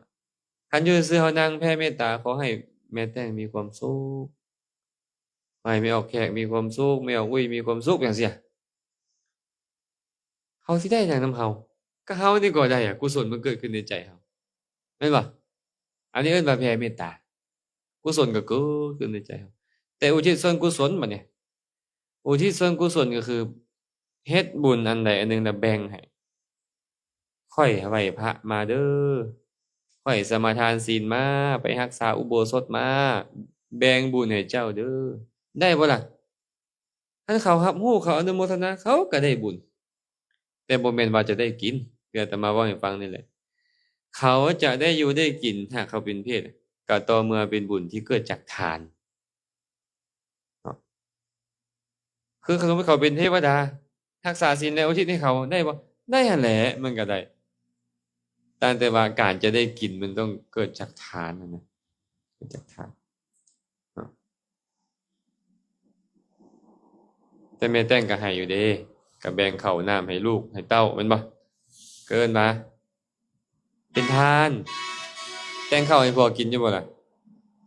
บางเถอะ ตอนนั้นก็สิมีอยู่บางเทื่อก็เนาะไปเกลือมาเกลือแมวเป็นบุญบ่แม่ลาดว่า ก็เป็นบุญแต่งข้าวให้ลูกให้เต้าให้หลานให้หยังกินก็เป็นบุญนั่นแหละต่างแต่ว่าจะเอาไปเทียบกับบุญที่เฮ็ดกับผู้มีศีลหลายขึ้น มันก็เทียบกันบ่ได้ซื่อๆเนาะน่าจะพอเข้าใจเนาะ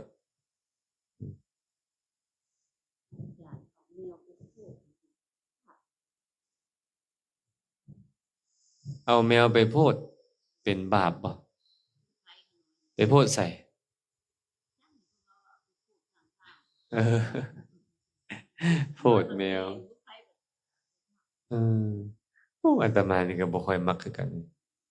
อยู่วัดนั้นหลายเบิดหนึงอะได้ยินเสียงแอ้วๆมาเลย เขาเอามาทิ่มอยู่หน้าวัดอันนั้นบางเทื่อมันสิตายแล้วตัวน้อยๆอันเท่า2 นิ้วเนี่ยมันพอได้ไปได้นี่ก็เป็นตาอีตนมันอยู่เนาะแต่ว่าอาตมาเพิ่นบ่มักคนมาแล้วก็มันขึ้นไปเทิงศาลาแล้วห้อยตีนเต็มหมู่เสร็จหมู่กวดแล้วห้อยตีนเต็มนะก็อยากให้เขาไปพูดอยู่ในนี้ก็ได้ แต่ว่าคันมีคนเอาไปเลี้ยงจะให้เอาไปเลี้ยงคันสิเอาไปฆ่าไปแกงไปทิ่มไปนั่นบ่ให้เอาไป เดี๋ยวนี้หมาก็มีอยู่วัดนั้นก็ได้จักมาจะไสมาอยู่วัดแล้วก็บ่หนีเลยไอ้หมาก็ได้ มันฮู้แต่ว่าพระนี่บ่เบียดเบียนมันหั่นเนาะมันก็อยู่ซั่นแหละเนาะบุญหรือบาปให้เบิ่งที่เจตนาได้ไหมล่ะเด้ออย่าลืมว่าบุญบาปคือเจตนา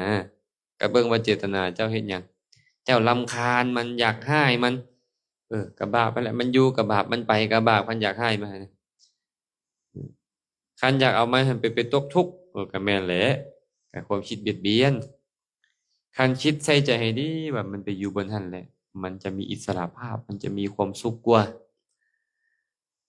อันนี้ก็เจตนาดีเนาะอยากให้มันมีความสุขแม่นบ่ล่ะก็เจตนาดีแต่อย่าคิดเลยอยู่หั่นมันมีหนูมันสิไปกินหนูบ่ได้อีกได้ก็ได้เนาะให้มันอยู่เฮือนนี่แหละให้มันไปกินหนูมากัดเสื้อเฮาบ่ได้เด้นั่นน่ะเจตนาบ่ดีแม่นล่ะอยากให้มันฆ่าสัตว์เจตนาบ่ดีเนาะบุญบาปอยู่ที่เจตนาก็เบิ่งเอาหึ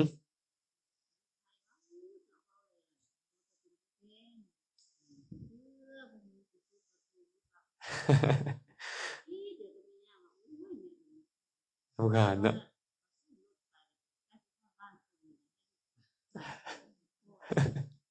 โอ้นี่ก็ปานอาตมากับลูกศิษย์อยู่วัดนั่นแหละมีพระองค์หนึ่งคักเกลือซุมื้อเอานั่นก็ได้ เพิ่นเป็นผู้มีกรุณาน่ะ เห็นมันตกทุกข์บ่ได้อาตมาละบ่ค่อยมัก บางเทื่อเขาเอาไปเกลือแล้วมันไปกินซะบัดนี้มันละสะสายวัดโพดบ่คักอาตมาละเฮ็ดคือจังนะ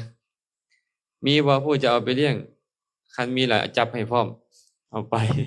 เอาไปเลี้ยงเนาะถามก็ได้ว่ามีผู้อยากได้แมวบ่เอาไปเลี้ยงบ่มีมื้อหนึงเวียดสิมาเอาโอ้เบิ่งแล้วเวียดมันบ่เลี้ยงดอกเวียดนี่นะ มันสิเอาไปเลี้ยงหมู่มัน แล้วก็บ่ให้เนาะบ่ให้เขาสิมาเอาหมาน้อยอยู่วัดนั่นเด้กับแมวมันบอกว่าบ่ให้เด้อคันว่าเขาสิเอาไปกินนั่นน่ะไปฆ่าบ่เอาคันเอาไปเลี้ยงล่ะจะค่อยให้สินะ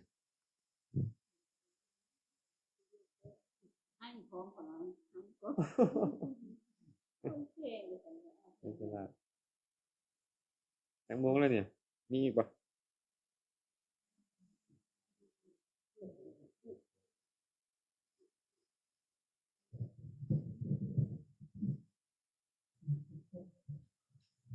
แล้วก็พระอาจารย์คณะโกฏาพ่อปาหน้าเลยนะจะแบบเพื่อนมันเป็นบ้ามีการฆ่าสัตว์เราอาจารย์เป็นบ้าแล้วแต่วันนี้แหละคือความหวังความจ่าจะเป็นการฆ่าสัตว์เราอาจารย์ไปอยู่ในพ่อปาหน้าเราอาจารย์เขาเล่าอย่างนี้ เว้าให้ได้ล่ะ เขาเล่าที่ว่าเร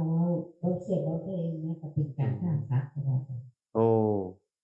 คักบ่บัดนี้อ่ะ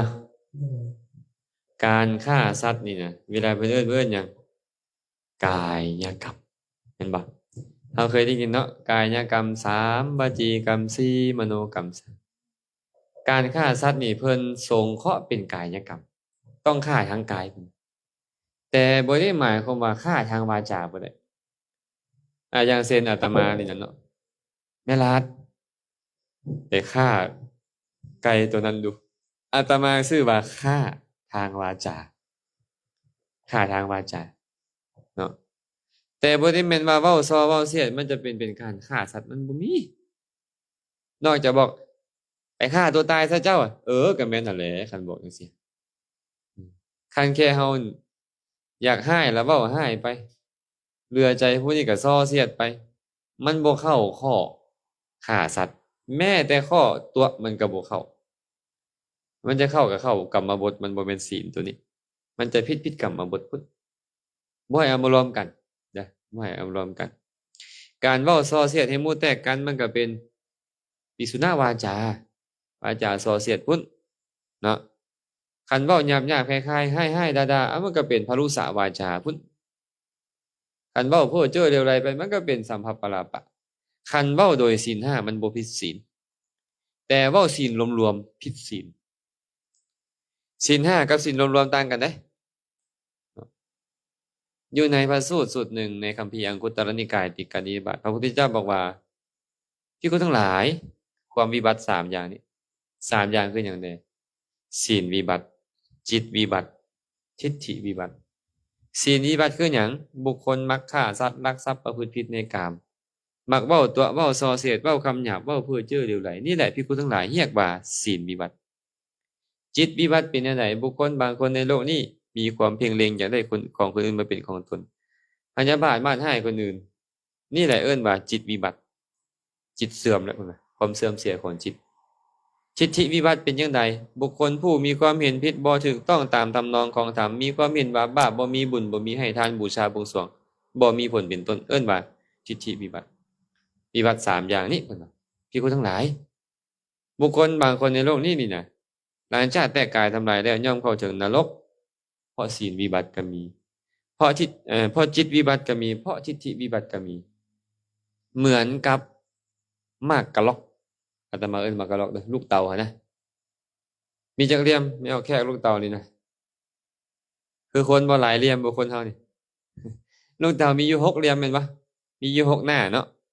โยนขึ้นไปลงได้ก็ตามตกลงมาก็ตั้งกอบแม่นบ่เจ้าโยนวิธีการโยนไปได้ก็ตามตกลงปุ๊บมันก็ตั้งขอบอยู่แบบนั้นแหละสันใดก็สันนั้น